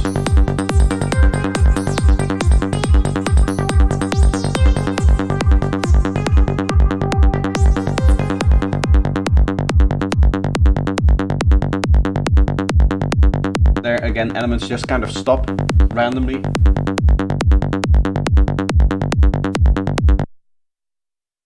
It's again, I'm gonna say I do like all of the tracks, all of the things that we're hearing. It's just pointing out a few extra details to pay attention to. It's the same thing. We had no clear definition of like the main elements. Was the kind of thing. No progression throughout the track. It just kind of builds up over like 2 minutes and then it just stops, goes into this little thing here, the break, and then you would expect it to go into new elements, right? But then that sine plug thing comes just back right from the start. The pum pum padadam pum pum pum pum, that little sine thing, I would expect that to be like a first drop element. At some point, even in the first drop, I would just turn that off and have some other elements take over. Because at the end of the day, what happens if you just pile elements on top of each other is that you're just going to fuck yourself in the mix, right? It's just going to be a negative in the mixing stage because you need to deal with all of those elements put together.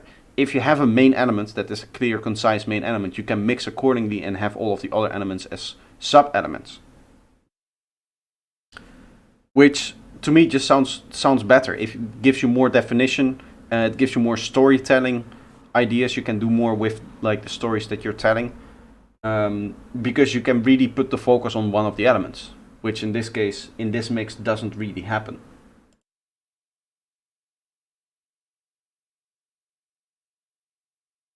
Who do we have next? We have Hardwick with a track called Herzenschröhe Sketch. I can read the sketch part, but I don't know what this means or how to pronounce it. I'm sorry.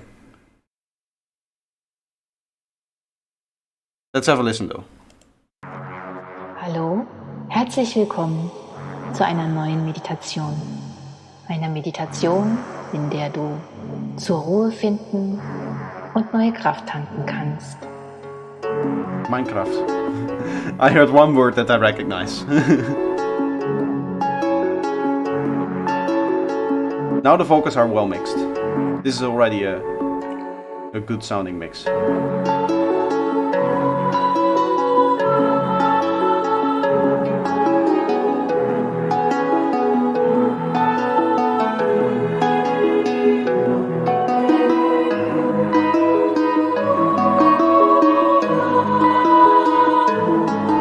A little bit of resonance there.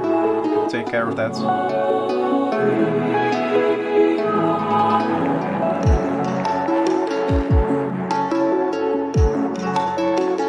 Here again, the choir making way for the new element to come in. That's how you do it.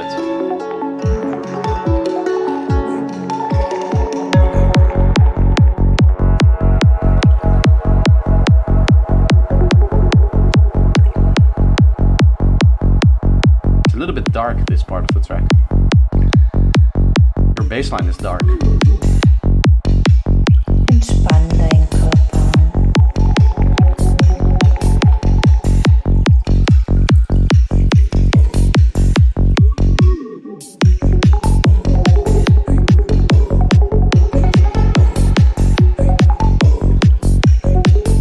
Nice sound design. Und dann öffne deinen Geist. Öffne deinen Körper.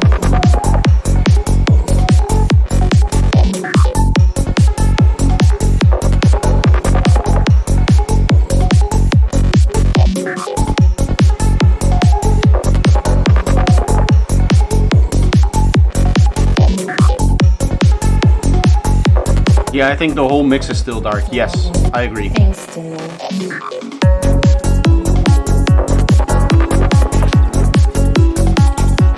Here again, I feel like that sine plug that is still in there could just be removed. Padam, padam, padam, padam. That thing could be removed and have the guitar be its main element in this case, right?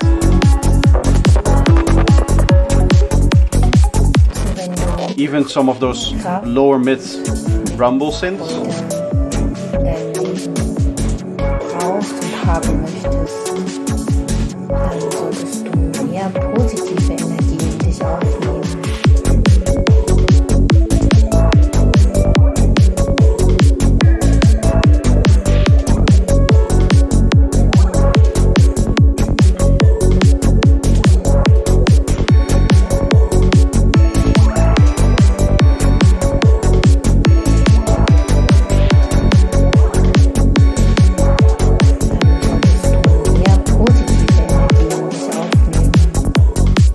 there the vocals, you have that pad in there which is masking a lot of the vocals.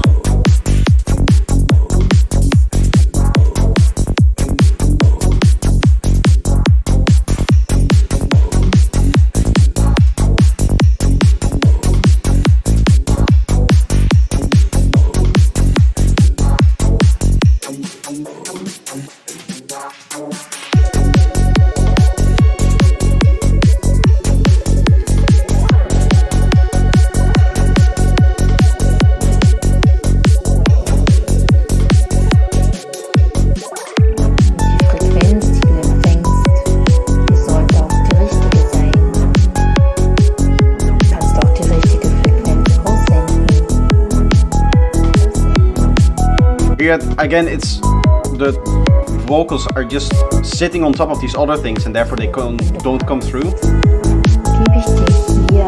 And it also takes away from the melodic progression that you have in here. So mixing the vocals and melody here.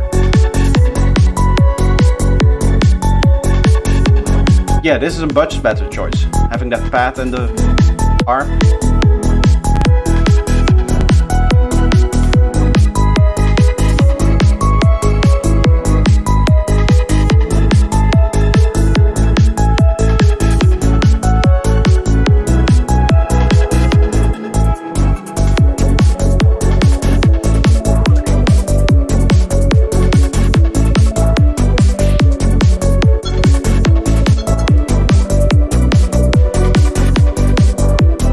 I feel like there might be some like mid-range reverb just kind of consistently muddying up this mix as well.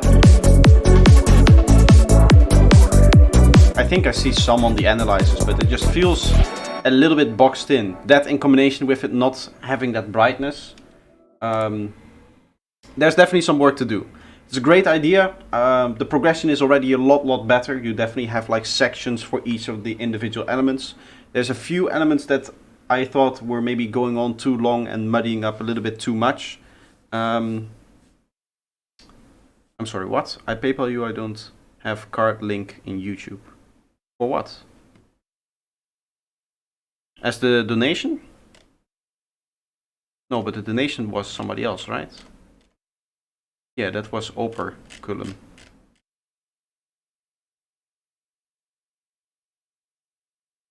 It is a very unique track and I would like to see it be finished. Yes, it's still a sketch, so obviously the mix might not be in the best state yet. That's something you might need to still think about. In that case, it's very understandable. I also work with a production mix that is, I would never release that as an actual mix. How many more do we have now? We have Wave-like and then Oper Cullen. And after Oper Cullen, I'm going to take a quick break because then it has been more than 2 hours. Wave Morpher, Free Flow O, Resonant Vibrations.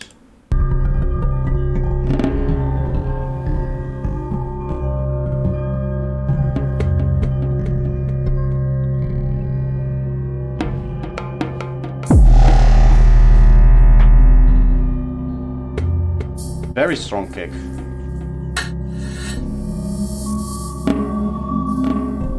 This is very cool.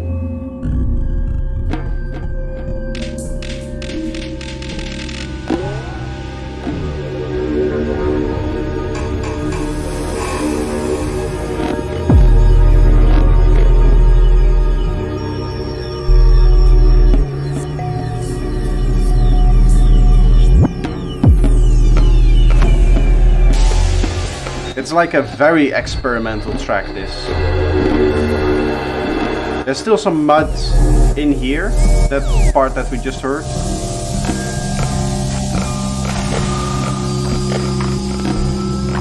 I think in maybe some spaces you want a little bit too much, right where we were right before that. But then this again, it's like very clear and precise.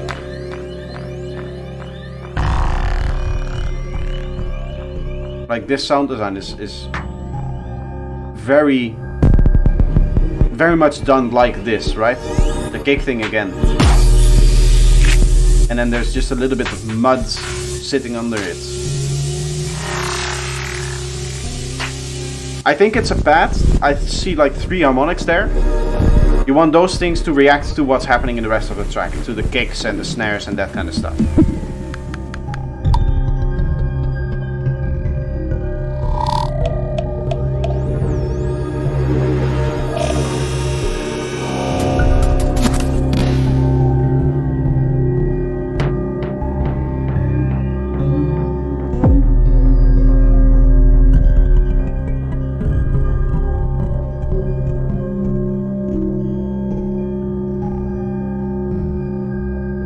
I didn't expect a track like this to be able to slow down, but apparently it does.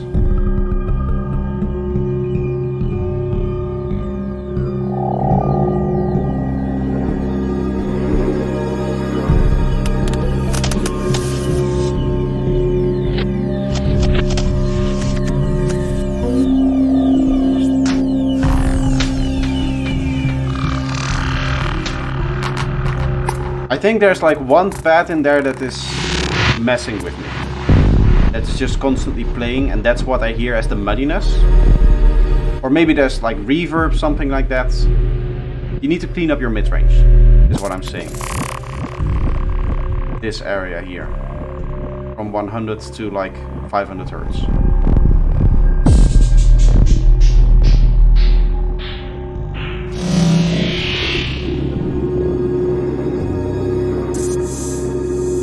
Experimental ambience. Yeah, it's very cool. Very clear that a lot of attention went into the details here.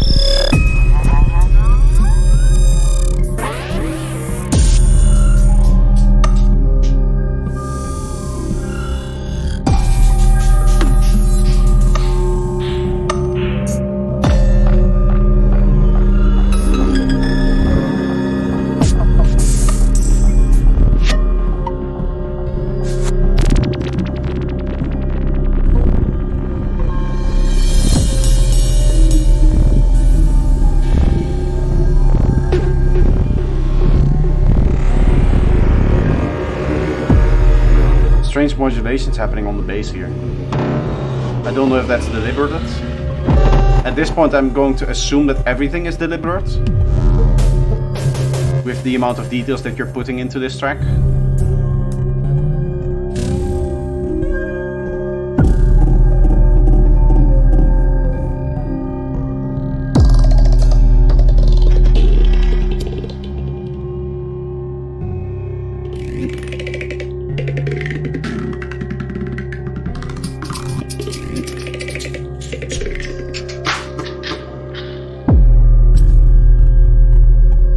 Yeah, you can see again the bass just starts to wobble for some reason. I don't know if there's another bass playing or something like that. I don't know if that's what you want. Here it doesn't.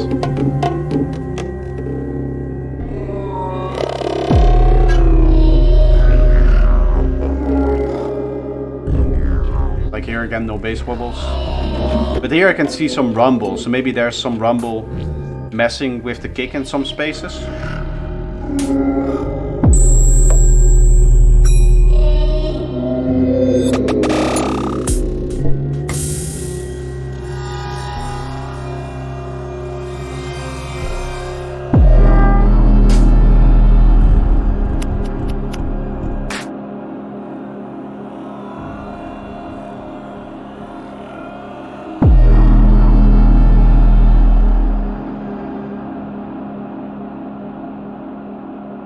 And then finally a very long, lush delay out.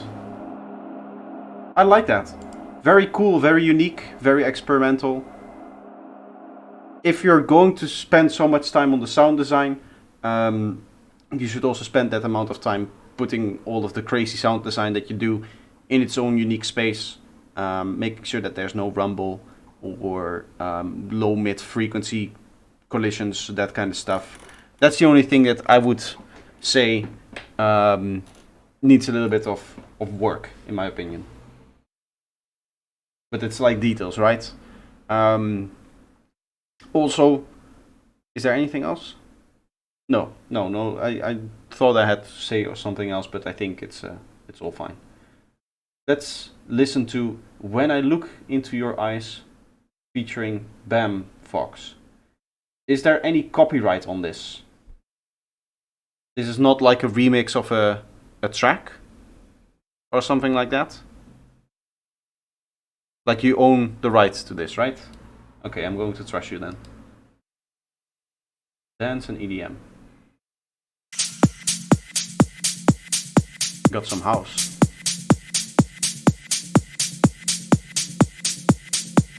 You see nice bright symbols here. Assuming that these become a little bit brighter when the kick goes full power.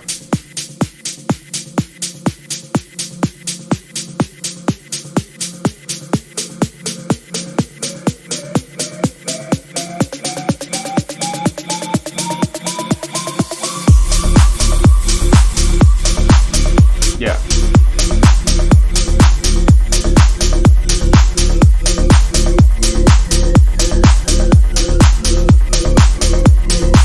Very nice.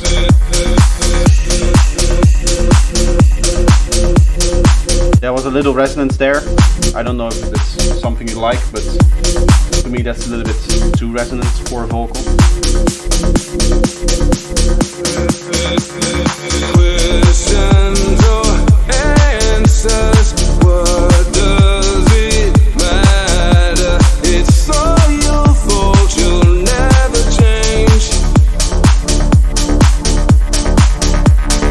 Act without reason, things for a season. It's all my fault, I'll never change. The vocals could be a lot more processed. That's a bit too aggressive for you. I like them like this.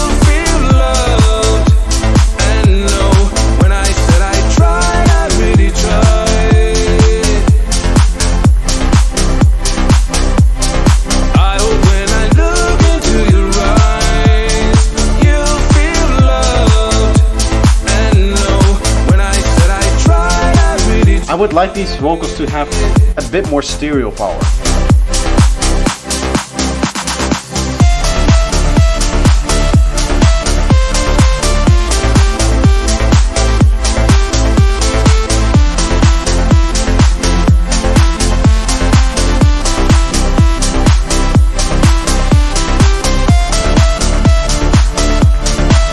Might be going very low for a bass line there. Where was it, like here?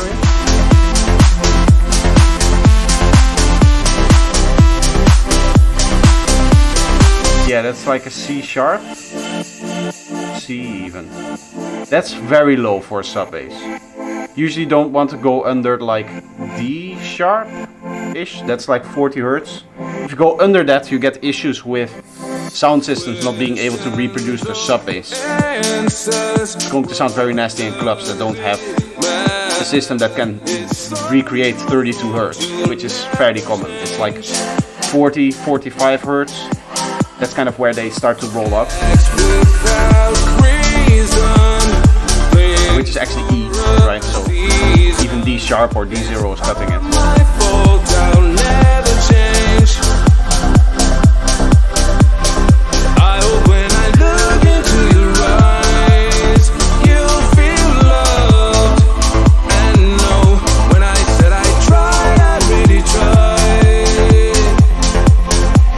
I do like the vocal mix though, it's nice and up front.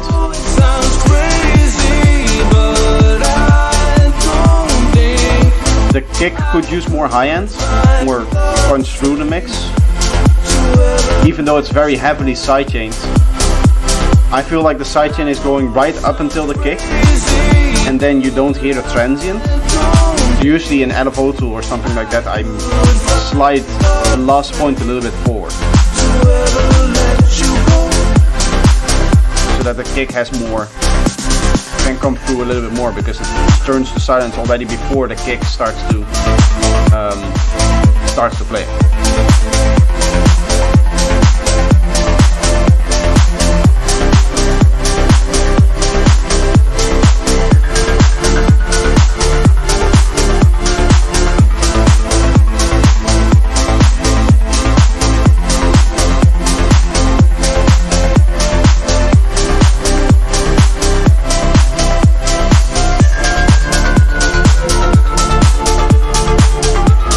that synth is a bit loud. That aggressive synth.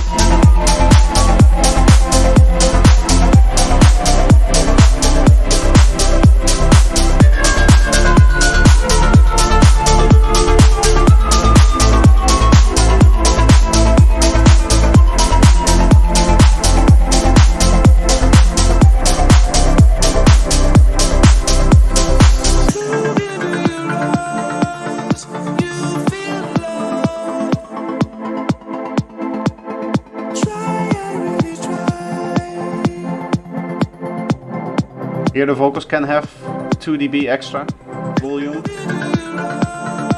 This is where they start to duck under the other elements. You don't want that.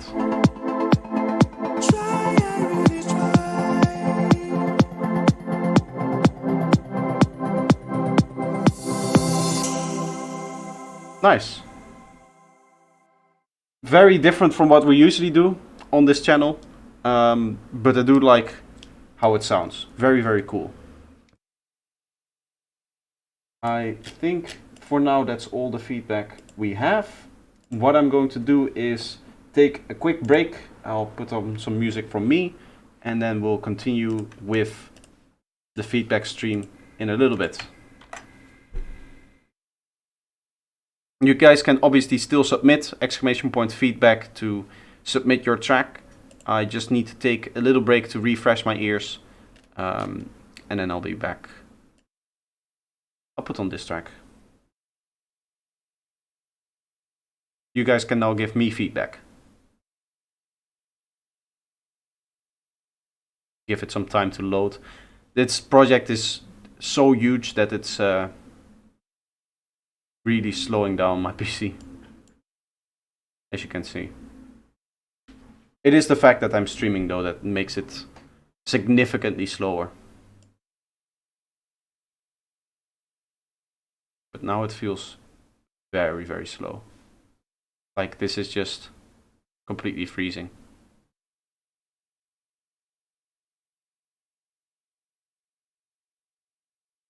Feedback for the master. Yes, exactly.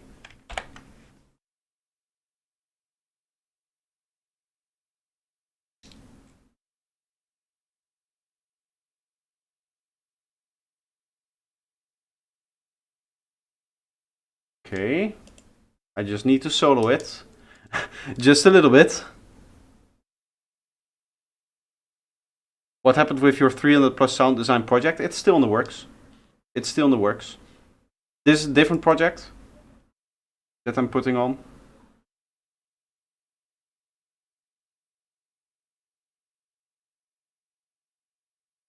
You know what?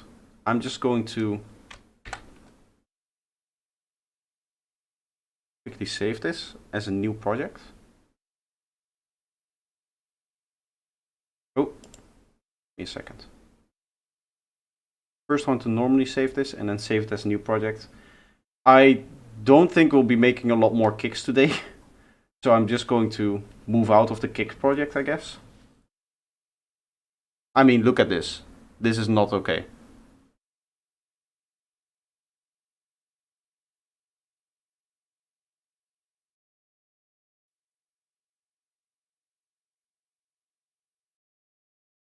Yep.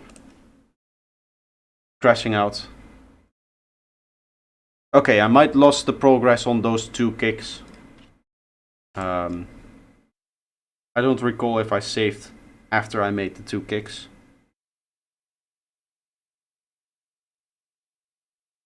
But that's okay. Now, as you can see, it's much better.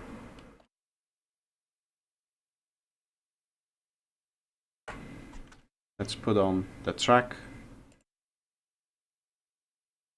Hello?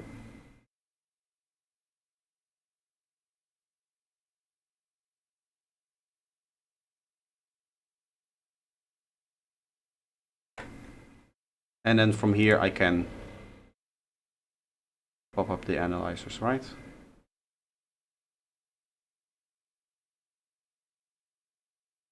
Yes.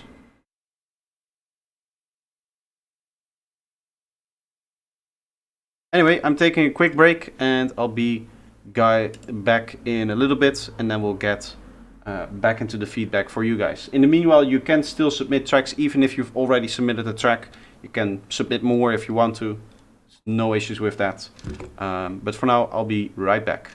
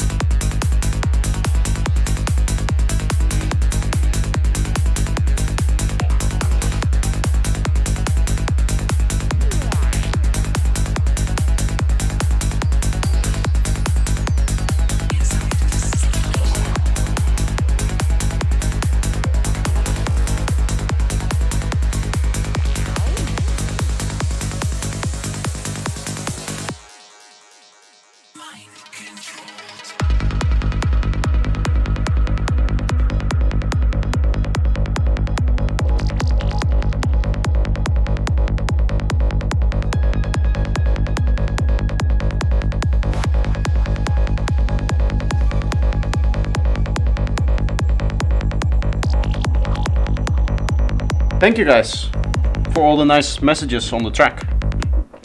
I'm glad you guys like it.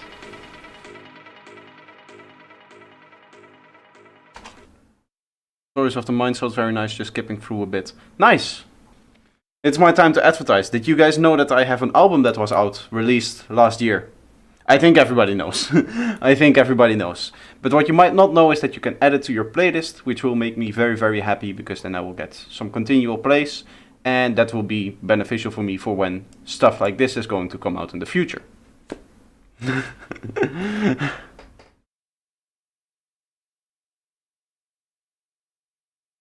Too pro, you need to take more risks. I mean, it is a very nice track. I do like the whole thing that we've going here with the track. I like the breakdown a lot. Hey man, can I send another track? Yes, I will just sit here and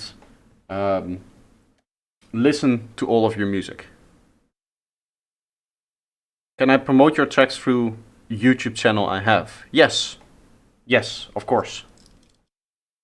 As long as you give me sufficient credit, like in the description or something like that, with a link where people can find the music, then that would be very nice.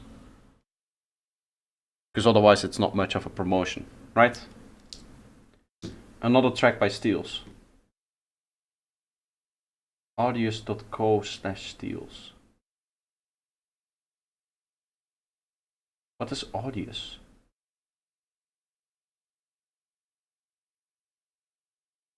It's like a SoundCloud thing, I guess. Lifecycle Full Master. Full on promotion. Yes, yes. Then I'm okay with it. Okay.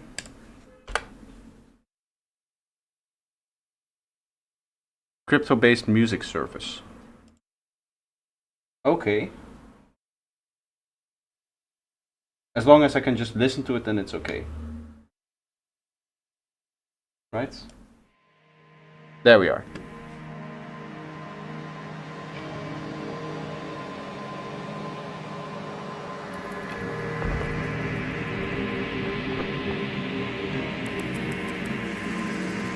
Anybody else who has already submitted as well, I'm just sitting here today listening to tracks, so you can submit as much as you want. Unless it's a whole album, in which case other people don't get a turn. But if there's no track for me to listen to, just keep them going. Give me content.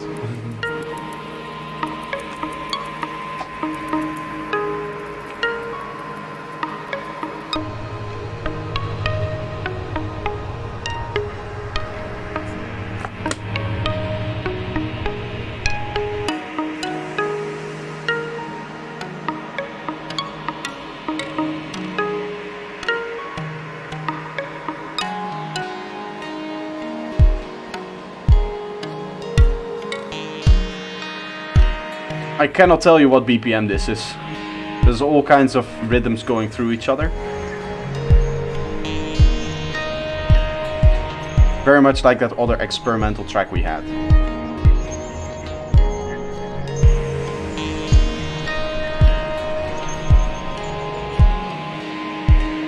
You made this on Linux. Why would you torture yourself with having to make this in a command line?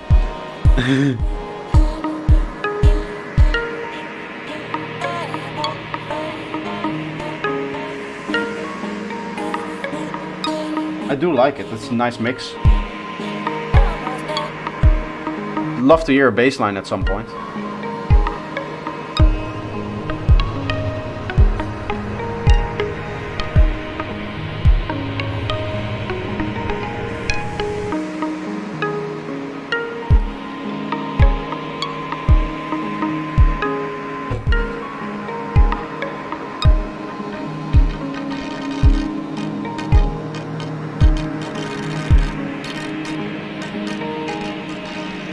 Yeah, I might need to remix it to more sidetrack. I wouldn't say so. I do like the style and the vibe of it. It just could use a bass line. Like a slow Reese bass or something like that. Because right now the kick has a lot of low end energy, but you're not complementing it with anything.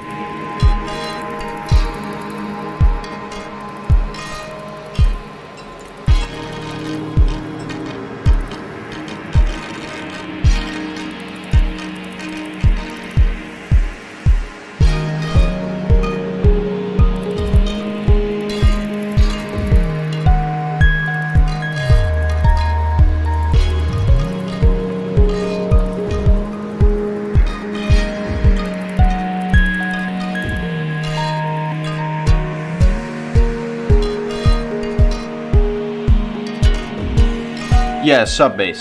Yes.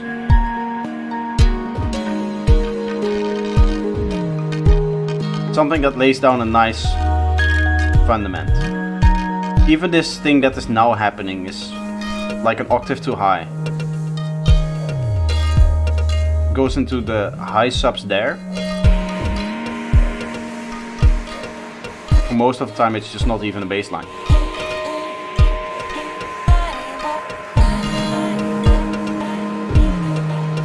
We have some more submissions.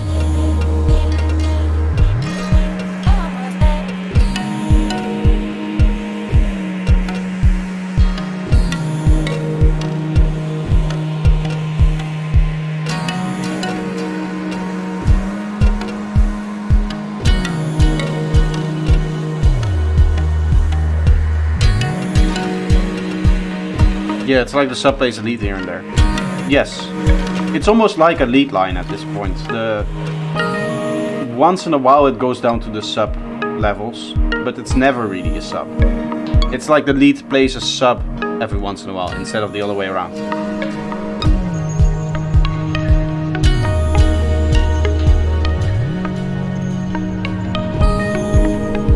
Looks like a pure sine wave to me from the waterfall thing. Because I would expect extra harmonics on top of it if it was saturated.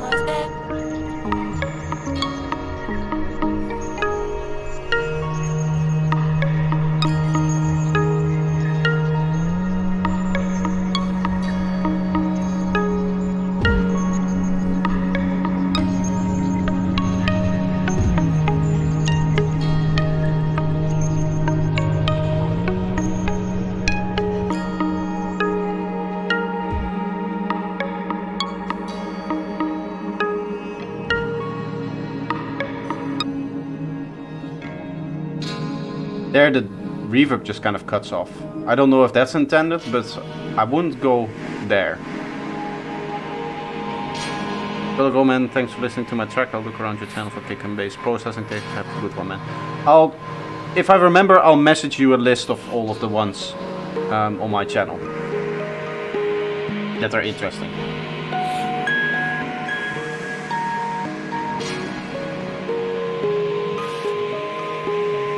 Thanks for swinging by either way. See you.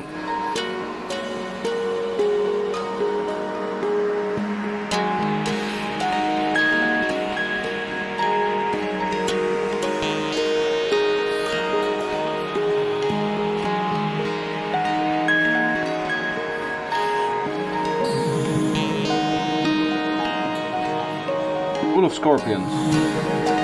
Summon the Revenant. It will be the next track that we'll have a listen to.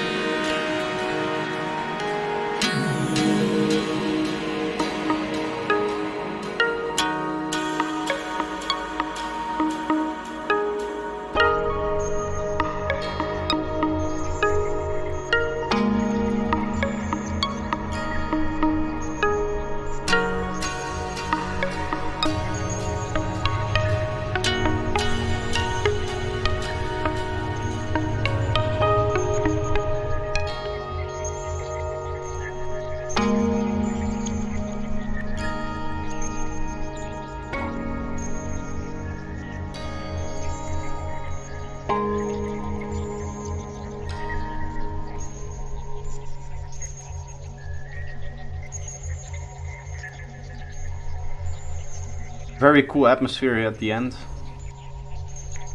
I wonder, did you make that or is that some kind of sample? Because it's really cool what it's doing in the spectrum. Cool stuff. Nice track. Okay, let me go on to the next one. This.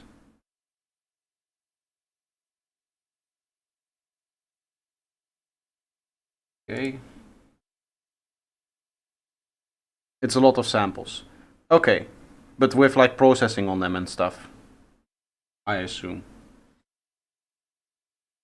Right, I think the sample will be like this, the way that we saw it, right?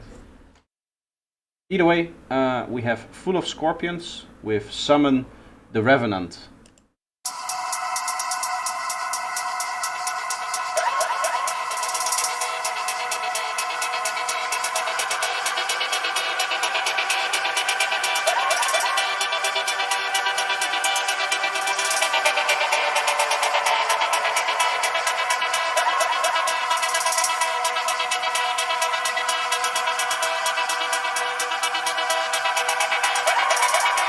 Strange choice to have the hi-hats there.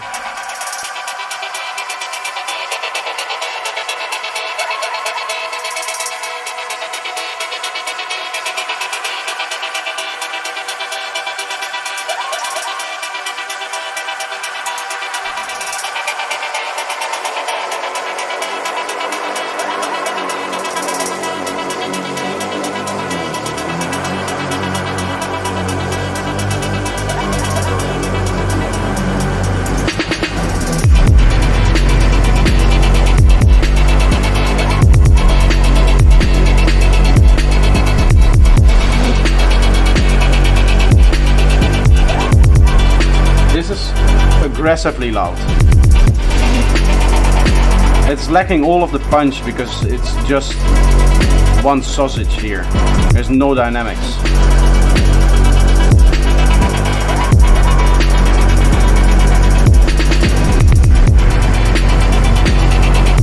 Also, there's a lot of rumble in this track. Mid-range rumble.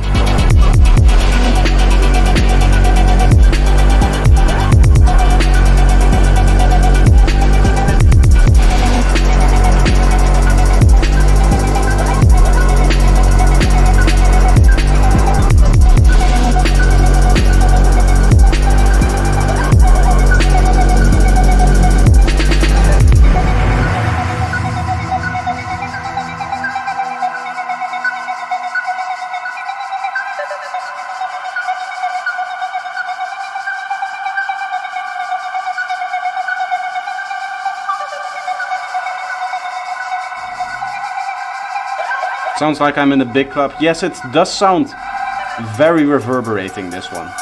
This track.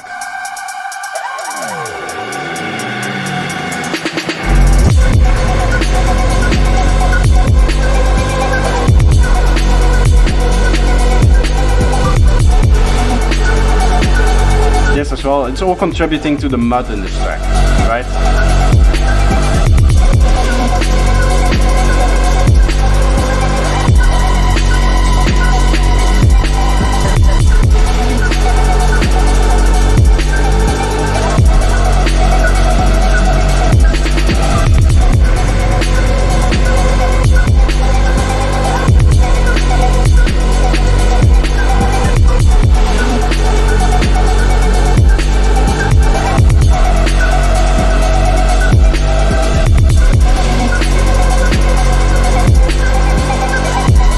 loudness and compression is stylistic.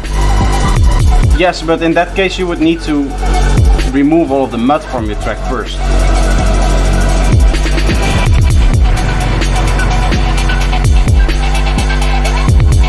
I've been watching your tutorials to start to blend in more Saya stacks. I mean, it's a cool track, don't get me wrong. It's again, I'm not talking about the things that I like, because then I would be here all day with all of the tracks, right? I would be constantly talking through them. I'm just making observations of the things that I don't like. And what I don't like is a very loud mix that is also this muddy. You can make it this loud, but then you would need to remove the mud.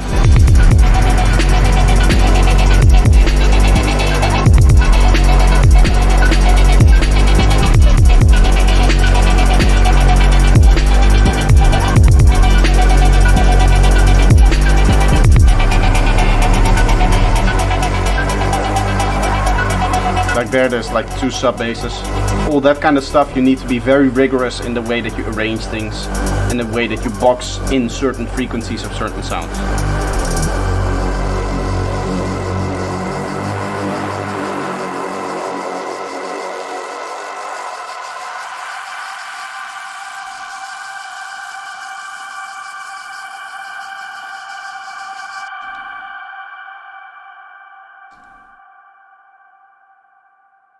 As I said before, that I don't talk about positive things, because then I would be talking throughout the whole track, and I wouldn't want that, because I want people to hear the track as well. There's a few things. What I said is the muddiness. If you're going to master this loud, your mix needs to be very well prepared for it. You also need to do a lot of clipping in between stages and stuff like that. Because I can hear that the master limiter is just struggling to keep on with this track, with all of the mud that's in there and with all of the dynamic processing that it does need to do. You want to ease your track into a final limiter. It's not like you want to push your final limiter, because your final limiter was never meant to handle that kind of loudness, because it distorts, right?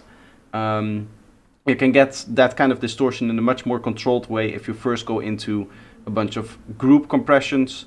You're going into an overall like summing compressor, then a clipper to get rid of those very, very loud transients, and then you put it into your master limiter so that it doesn't sound as grimy.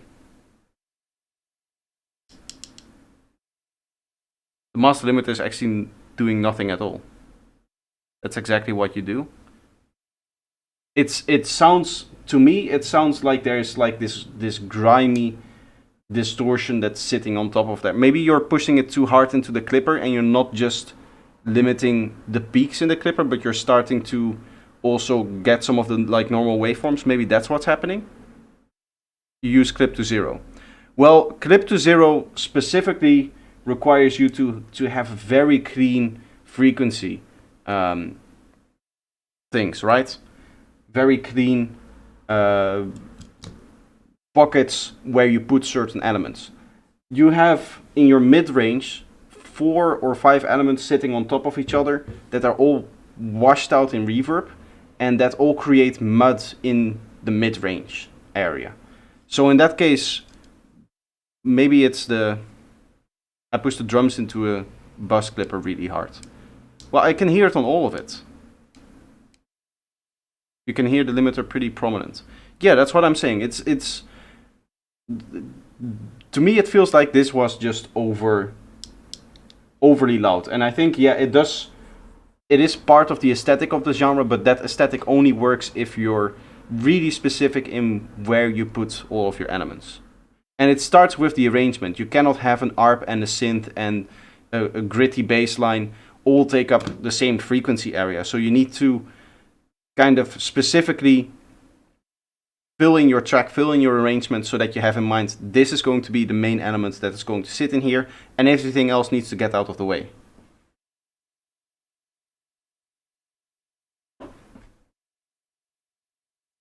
We have some more tracks. We have one more here from Steels. Unknown name.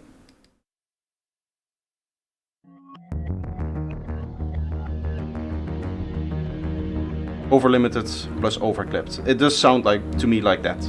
and can be part of the aesthetic, but in that case you need to be very specific with your frequency content.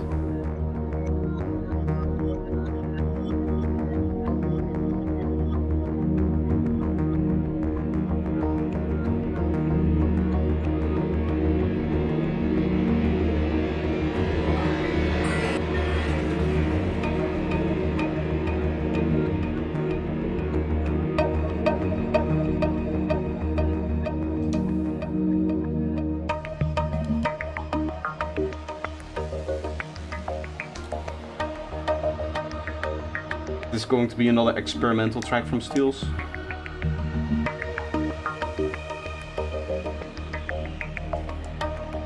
Or are we just going to get a normal kick and bass and then it's just going to be like slow sigh? Because it does have that vibe.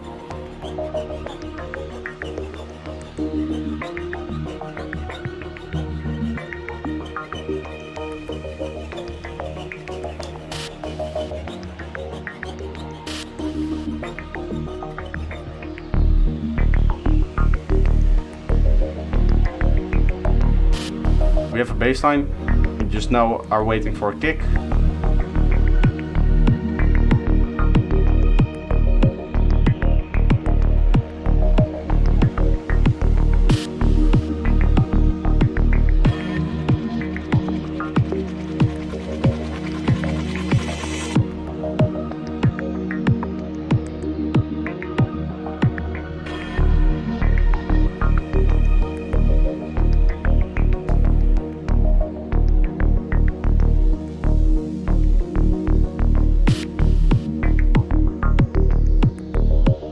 I thought that kick was like an intro kick, because there's no sub in it.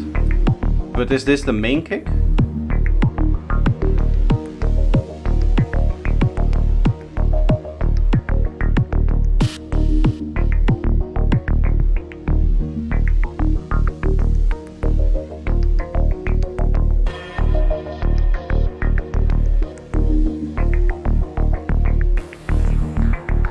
We should all make a track called Waiting for Kicks. Yes, everybody is ashamed of having kick drums in that track nowadays.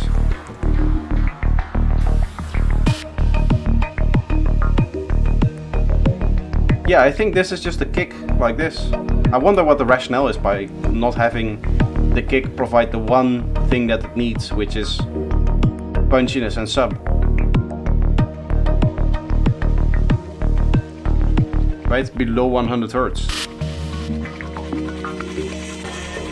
No kick is the new kick, yes.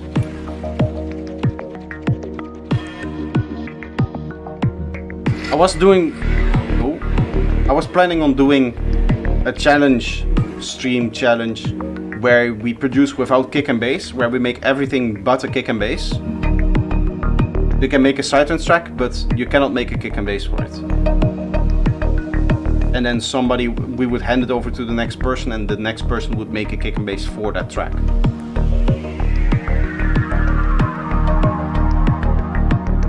Maybe that would be fun.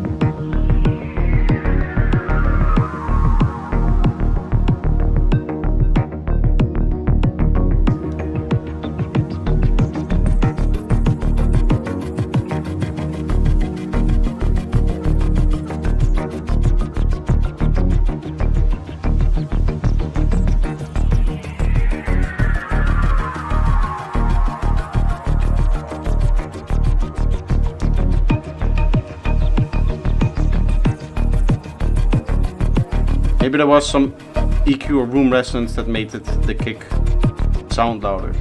I mean, that could be, but that doesn't explain the fact that there's just no sub here. Right, you would at least expect some content there that is then resonating and becoming louder. but there's nothing there. Under 100 Hertz, there's just no kick. Yeah, this is elevator psytrance.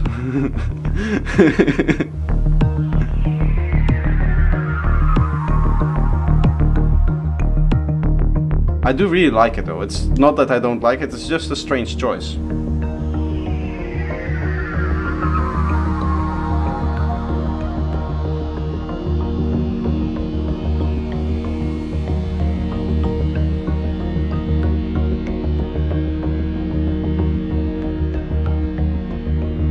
It is a very progressing track and a track that is continuously evolving. There's some unique sounds everywhere.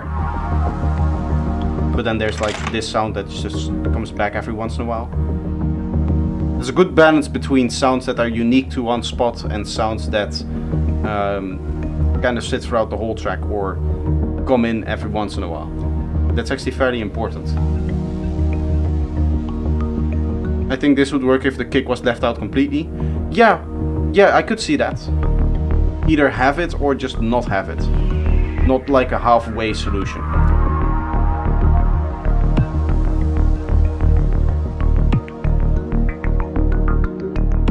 Elevator sidetrance equals uplifting.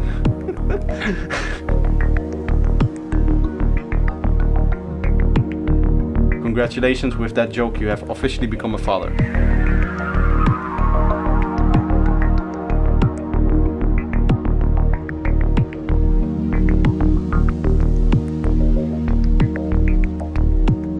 What's happening? Well, we're listening to other people's tracks and criticizing them. It's feedback stream. You can submit a track in my Discord server. And then we'll have a listen to it and judge it.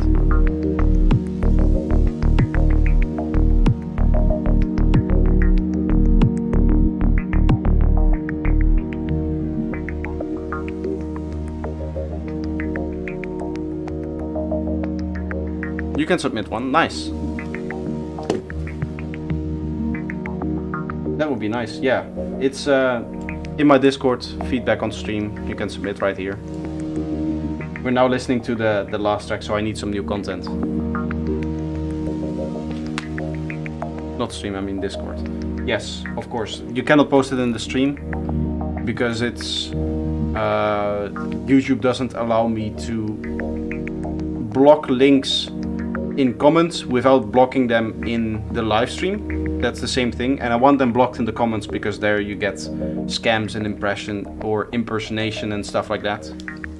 People making accounts that look like my account and then saying, oh, you've won this, go claim your feedback or your free gift, join the Telegram group, and then they get scammed for all of that crypto, which I don't want. So I have to block certain things, which means that for feedback all of the tracks have to go into the Discord. And it's also nice because it allows other people to listen to the track back if they like something. Oh, going to the next one. That's not what we want.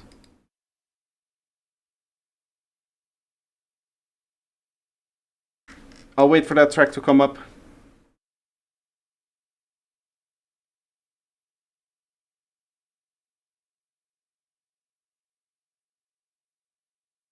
Nice.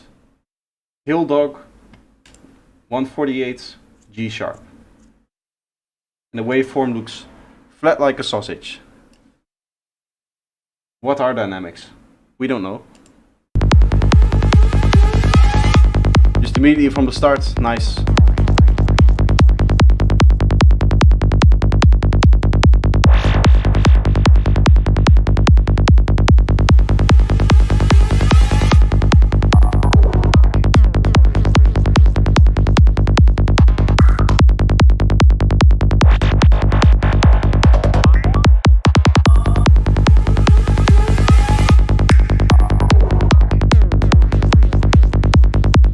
Just me, or could all of the lead sounds be a little bit louder? Maybe not that one.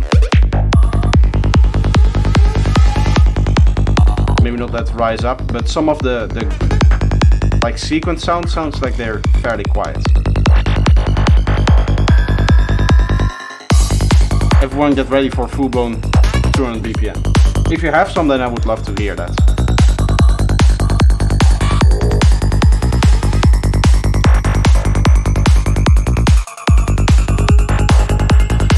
Nice continuous rising effect here.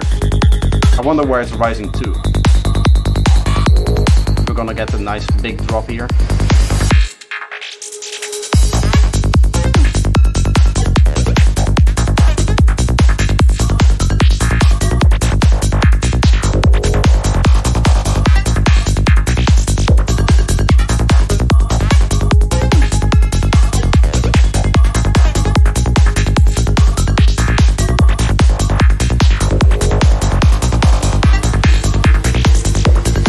These aren't really leveled properly.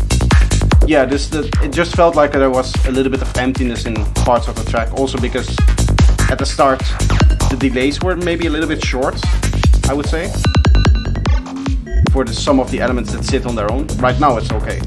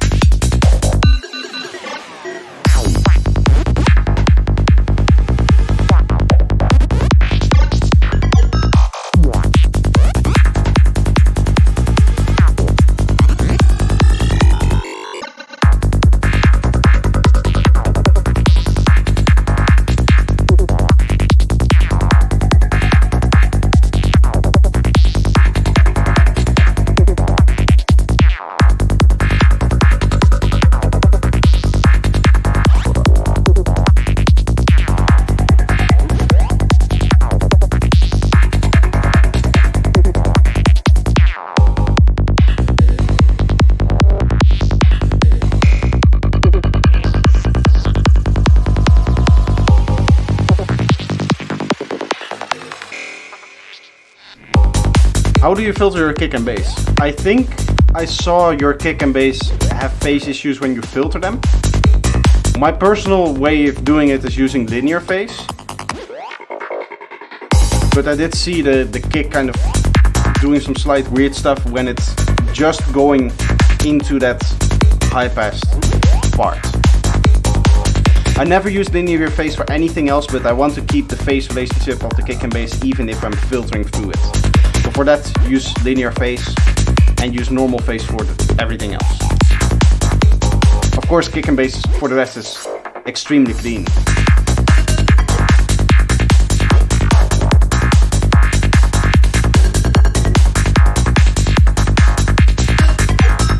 Great mixing too, if you ask me. I could see a little bit more stereo on the synth elements. Some sound really like they're just sitting here in my head, right? So completely mono. Especially in this part.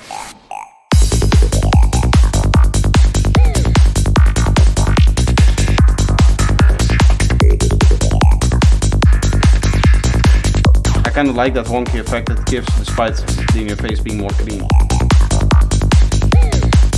I mean, yeah, it could be an aesthetic. It doesn't have to be. There's also people who make their basses or kick and bass stereo if they go into like a high pass filter, which I'm also not a big fan of.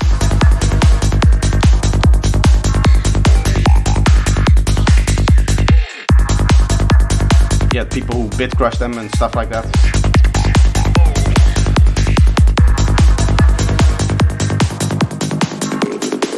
As long as you're aware of what you're doing and you're doing it deliberately, then it's obviously okay.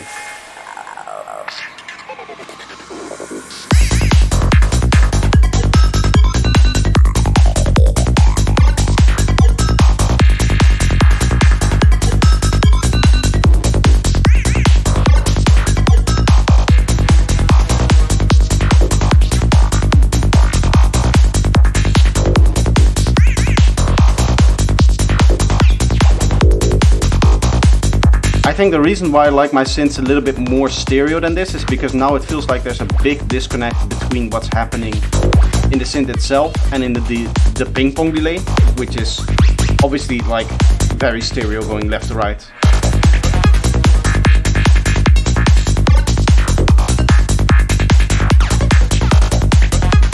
I always like to connect them with a little bit of stereo widening, so it feels like the delay is just an extension of what's happening. The stereo work will be done at a later stage. Okay.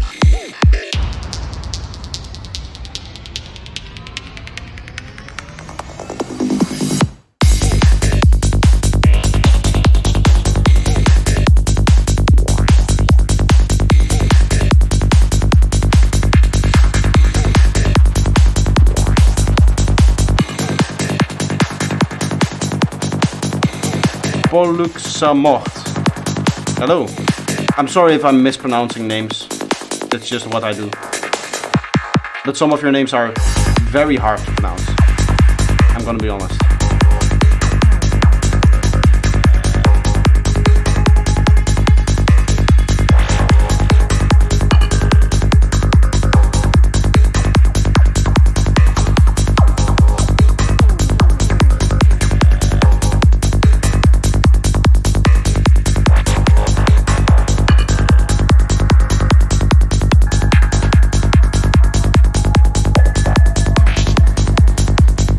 The track is missing a lot of atmospheric effects and general effects, where my stereo work will be mostly done, to be honest. Yeah, do you not do any like stereo widening on the... I mean, these are okay, but there were some leads that earlier on sounded like completely mono.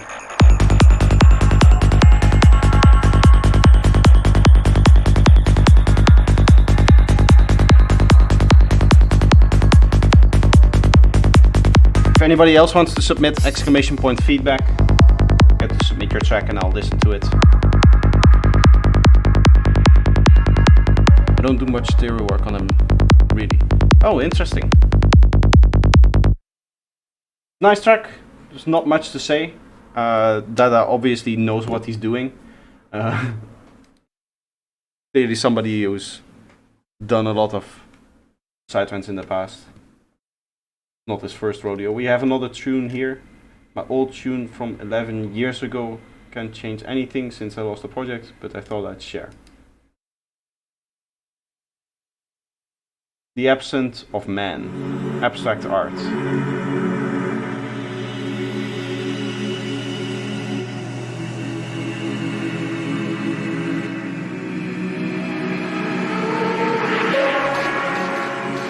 Is there really that big of a difference between 148 and 145?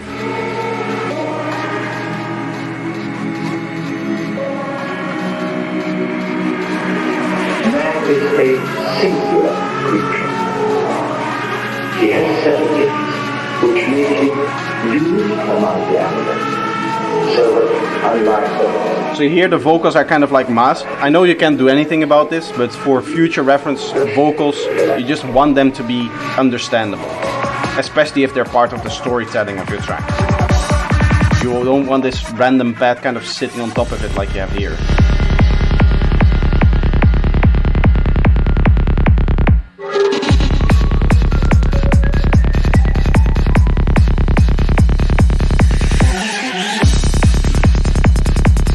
Reverb on the kick, by the way. Thought I'd mention it.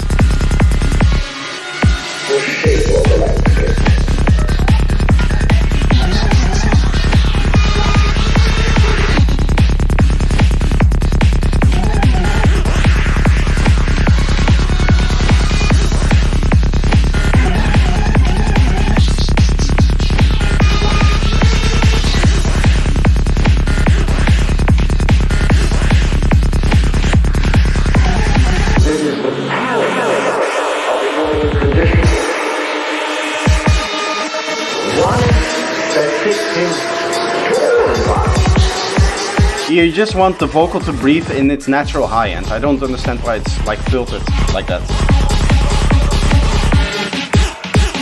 Also, of course, all of the other elements that sit on top of it really don't benefit.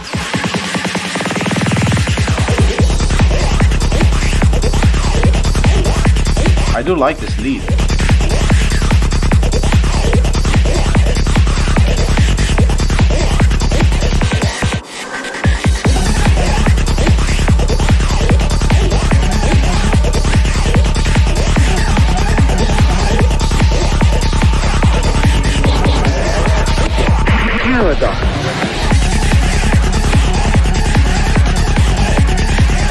I was starting out back then, so my mix is way up. Yeah, it's always hard to give feedback on so old tracks, because as you said, you cannot really change anything. And most of us probably know how to make a track that's mixed better like this now, right?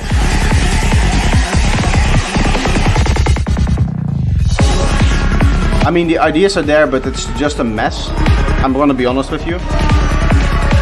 So I can just go sit here and say, oh, this is off, that is off, that is off, but it's better to just take away a few points from that in this case and not worry too much about all of the things that I could say.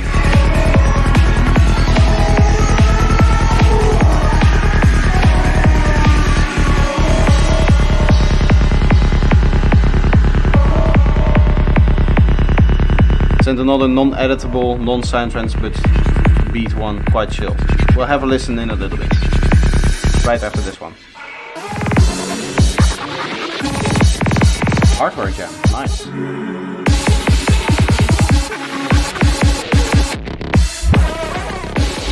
Why I like this track? Because when it comes to the production, things are very well done. Like, the ideas are there. It's just a matter of executing those ideas a little bit better in the mix. Muddiness, selecting main elements over the supporting elements, giving certain elements the right frequency space. Like, these vocals clearly aren't understandable because all of the high end has been taken out.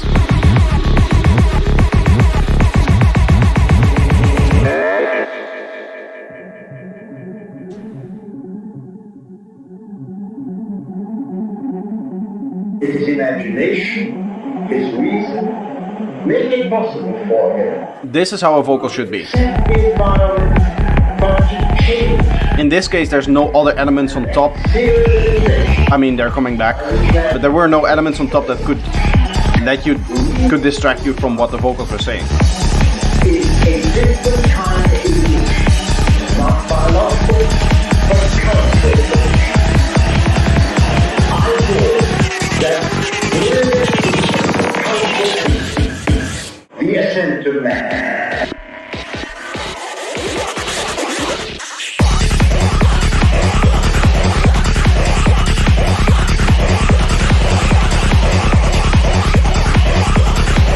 You did like very extreme synths back in the day, I can hear.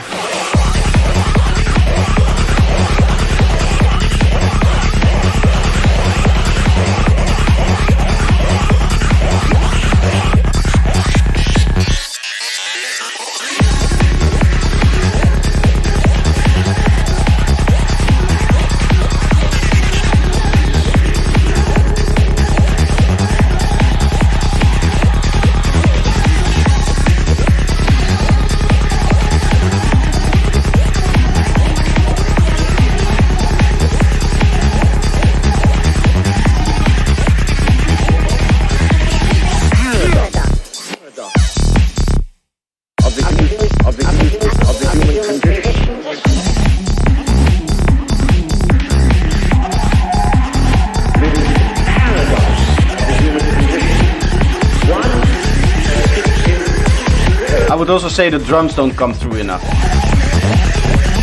Right? You're missing your high-end drum spiciness here as well.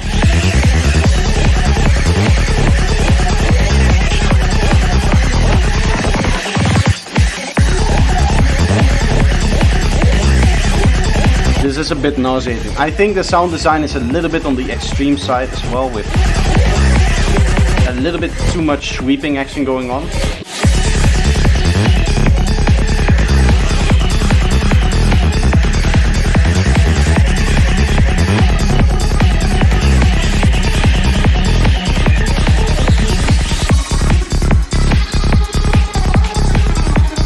On a big system it would probably bang. On a big system you would probably get nauseous from the rumbling and all of the stuff that's happening in the lower mids here, because it's not really that clean. If you were to clean up the bass line and the kick, then it would work.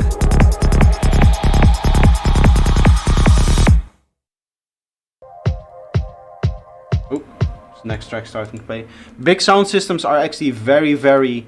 how should I say this? They really don't handle that kind of detail well. If you like have a sound system like I have, it's much more forgiving in those kind of mistakes. That's why big studios use big speakers, is because those speakers, they give you all of the details, so you hear all of the mess that you're creating. And the same is true for a big sound system like they have on festivals or clubs. If there's like an annoying frequency in there, it's just going to blow up, right? It's blowing up the mix. When people say this would probably bang on a big system, you would need to take into account that it would need to be cleaned up.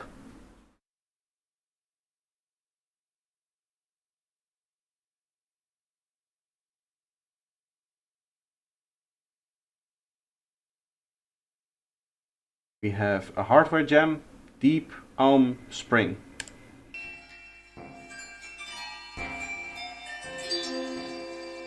This sounds like a sampled instrument.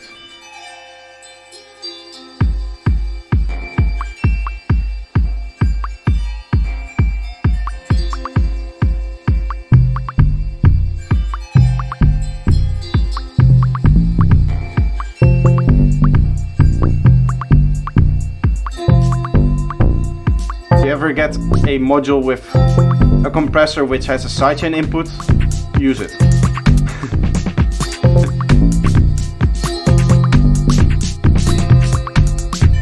I know this is all like in one hardware thing, but here the kick is just messed up a little bit by that bass line, which is an obvious problem with hardware stuff.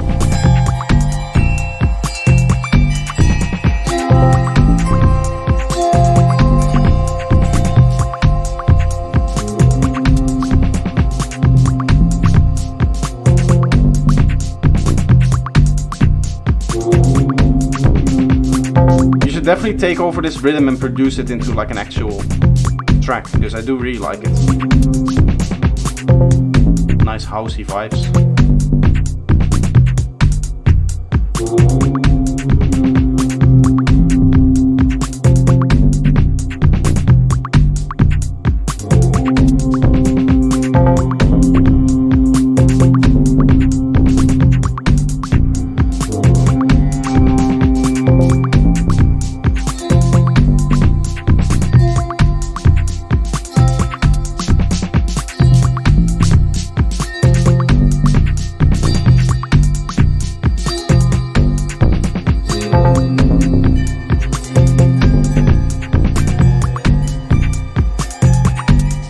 I mean, for a hardware session, this is actually pretty well mixed.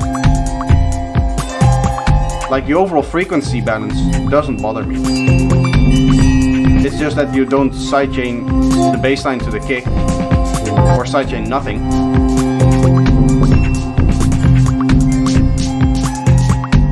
Yes, needs a lot of separation in those, not some separation, a lot. Because there's none. But that's kind of the point of hardware. It's not the point to get the cleanest mix possible, right?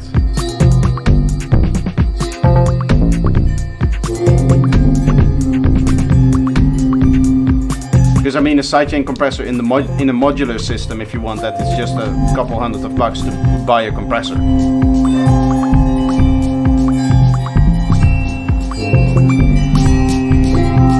Otherwise, you would need to like record individual parts and stuff like that, and then it's not really in the spirit of the hardware anymore. I can't remember if it was a mix of hardware and DAW. I mean, if you record this in the DAW, then there's no excuse, then you just need to do your separation. But if you mix this down in hardware, then I completely understand that you don't want to maybe spend the money for a sidechain compressor for just the sidechaining. No excuse. Okay. Well, then you didn't do your job. Okay. Do we have more stuff? Do we have more stuff that I can listen to? We've had quite a bunch of tracks already today. Actually, we had a lot of tracks. How many are there? 1, 2, 3, 4, 5, 6, 7, 8, 9, 10, 11, 12, 13, 14, 15, 16, 17, 18, 19, 20, 21. Sorry, that's just a me. Harp psi. Okay.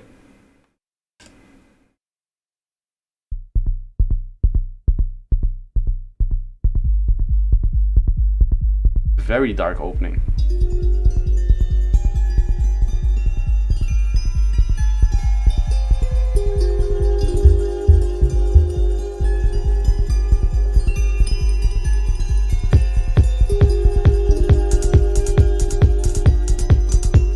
Things just kind of start to happen, but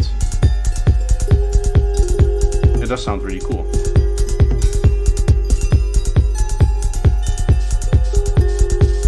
Another badly mixed track, but maybe some fun vibe. It definitely has the fun vibe to it.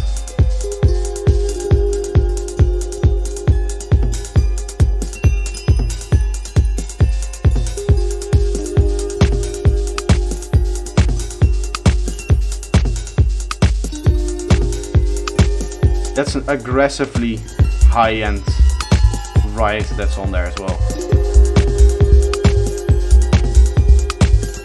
But I do like it.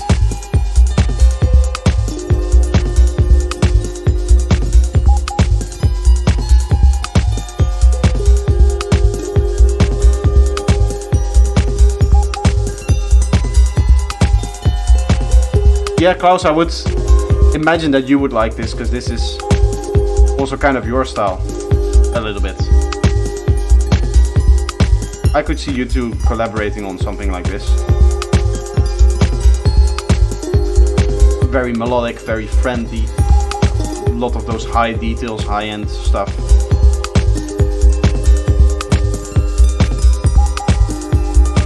Little two bleeps that are in there, those details.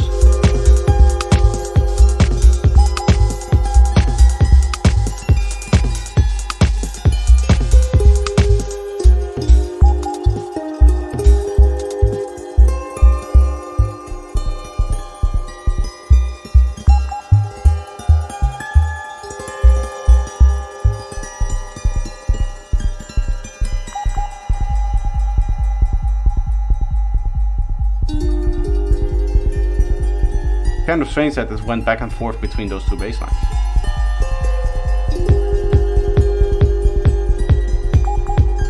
I think something more interesting can be done with the bass here.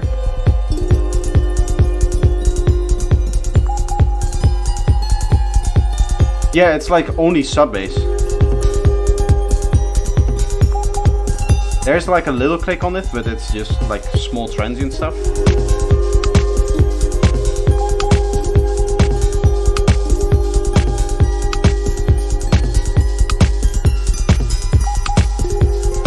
Do you play the harp, or did you just order somebody else to play it for you?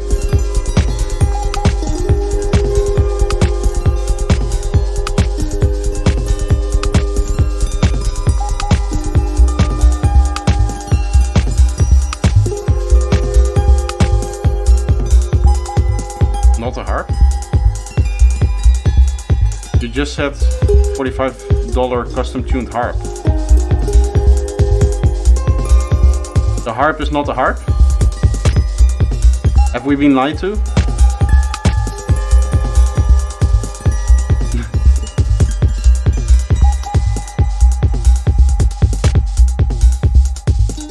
Melody harp. Harp. It's a harp.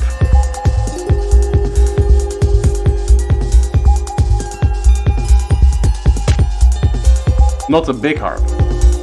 Okay.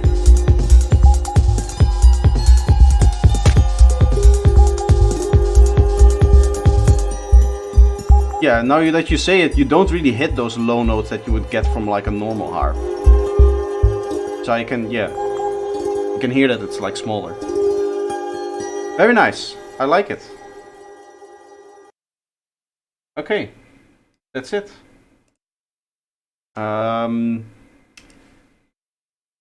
21 tracks reacted to today. I think that is going to be enough.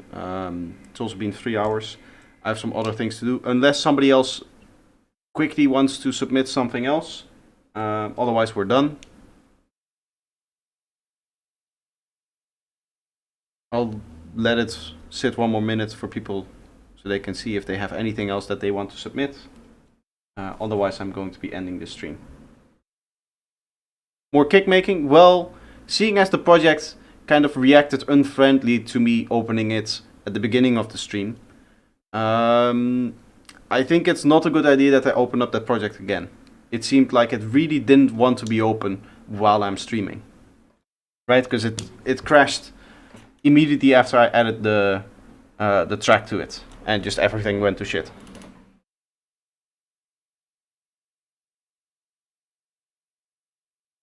You have one more. Nice.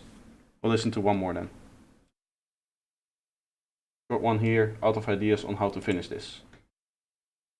Ooh, we get to actually contribute.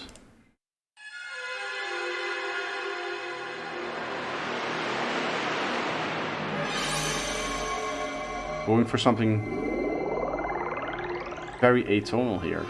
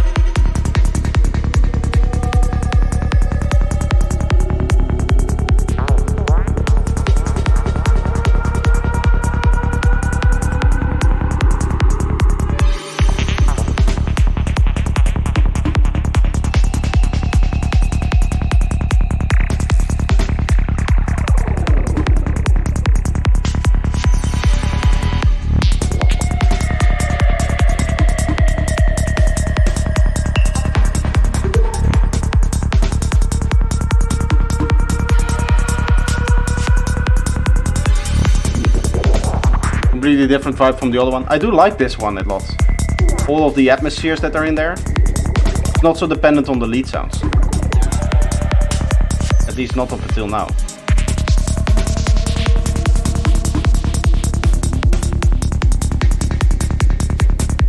The delayed drums in there as well every once in a while.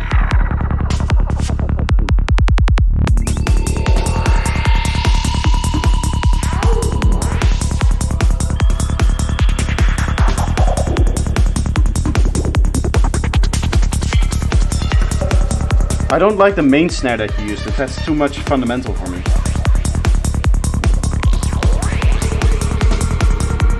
Also consider removing the transient of the snare where the kick is. Slightly with like an add of O2 or something like that, so that they don't clash. Because the difference between the transient with and without the snare, you can see that on the meter here. It's like a few dB, right? Like 2-3 dB. And that spike is one of the most common spikes to cause issues in the final limiter that you're working into. I also like the stereo field. Yes, this is a good stereo field. Not like the other one. I mean, a little bit more filled up like the other one.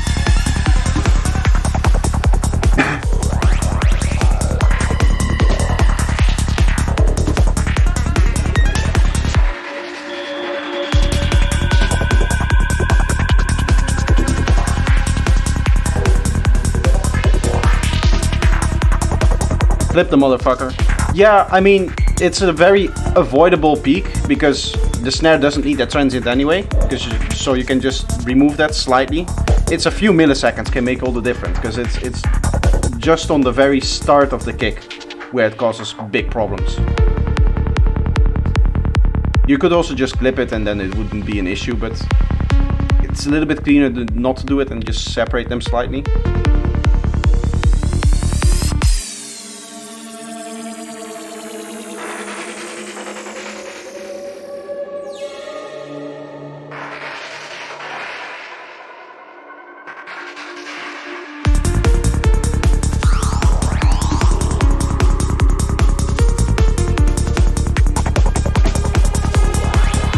I like that you're setting up a melodic theme here.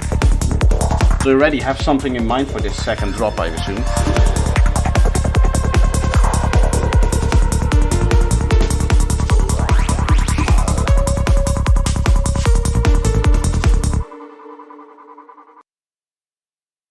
I would just continue that melodic idea into the second drop for a second drop. And then in the third drop, you bring it back into the idea that you have in the first.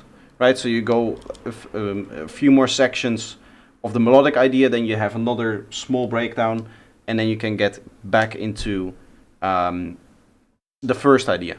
Because usually what happens, there's like two types of psytrance. You have the ones that is 2-drop structure, where you have an A drop that moves into a B drop with a different theme, and that's just the track, that's just the progression of the storyline, right? You go from a space to a different space, or however you want to call it. You go from one idea into the next idea, and then there's the 3-drop structure, which starts off with an idea, goes into a second idea, and then comes back.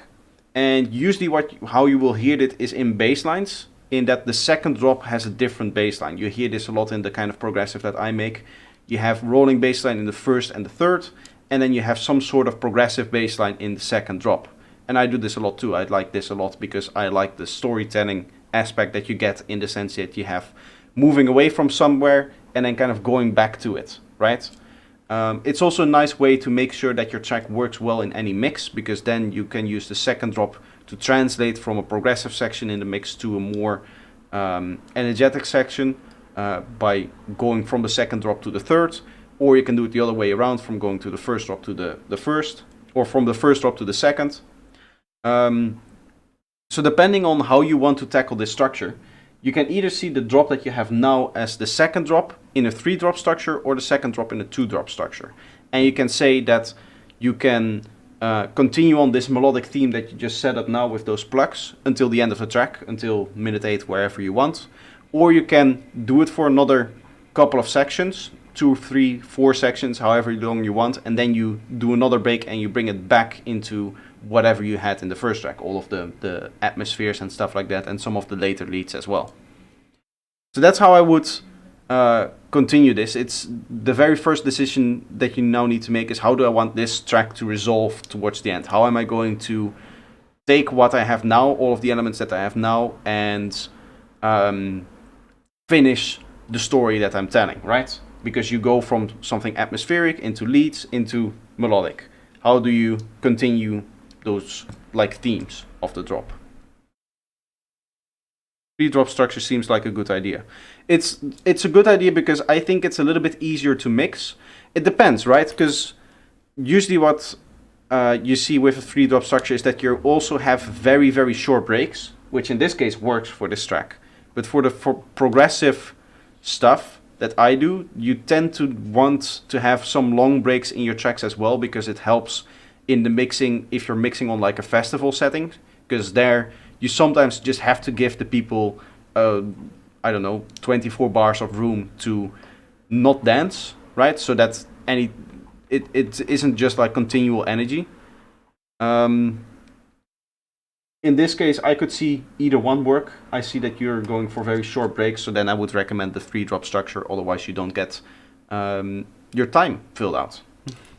Because it's hard to make a psytrance track that hits the like 7-8 minutes and also have an effective 2-drop structure, especially if you're going short intro, short breaks, because then the kick and bass segments just become too long. Thank you, I'll note that down. 3-drop structure, yeah. Okay, I read that already. Okay, I'm going to end it here. I hope you guys enjoyed all of your feedback. I hope you enjoyed hanging out with me for the last 3.5 hours. I'll try to do, as I said last time, I'll try to do 2 streams during the week, but I cannot promise anything. There's going to be at least 1 stream during the week, and then next Sunday we'll have a challenge, and we'll have to come up with what we're going to do during the challenge. You can discuss that already. If you have samples that you want to submit, maybe that we can use as a starting point. If you have ideas for a challenge, like I said before, an idea for a challenge would be producing without a kick and base. You cannot make a kick and base, but you have to make a whole other drop, and then we'll spend the last bit of the challenge giving each other the sample. So we essentially move to the next person, and then the next person has to make the kick and base. So all of those ideas, if you want to discuss any of that, stream discussion, we can start discussing for the next challenge. Other things, just join the Discord and be active. We have a forum now that you can use if you have something that you might think would be beneficial to have as its own topic so that people can check it out long term. Or if you want to react to the website or the thumbnails that I've been making, or to whatever Mark has been up to here, there's a forum. But that's it. Thank you guys all for coming, and I hope to see you in the next one. Cheers.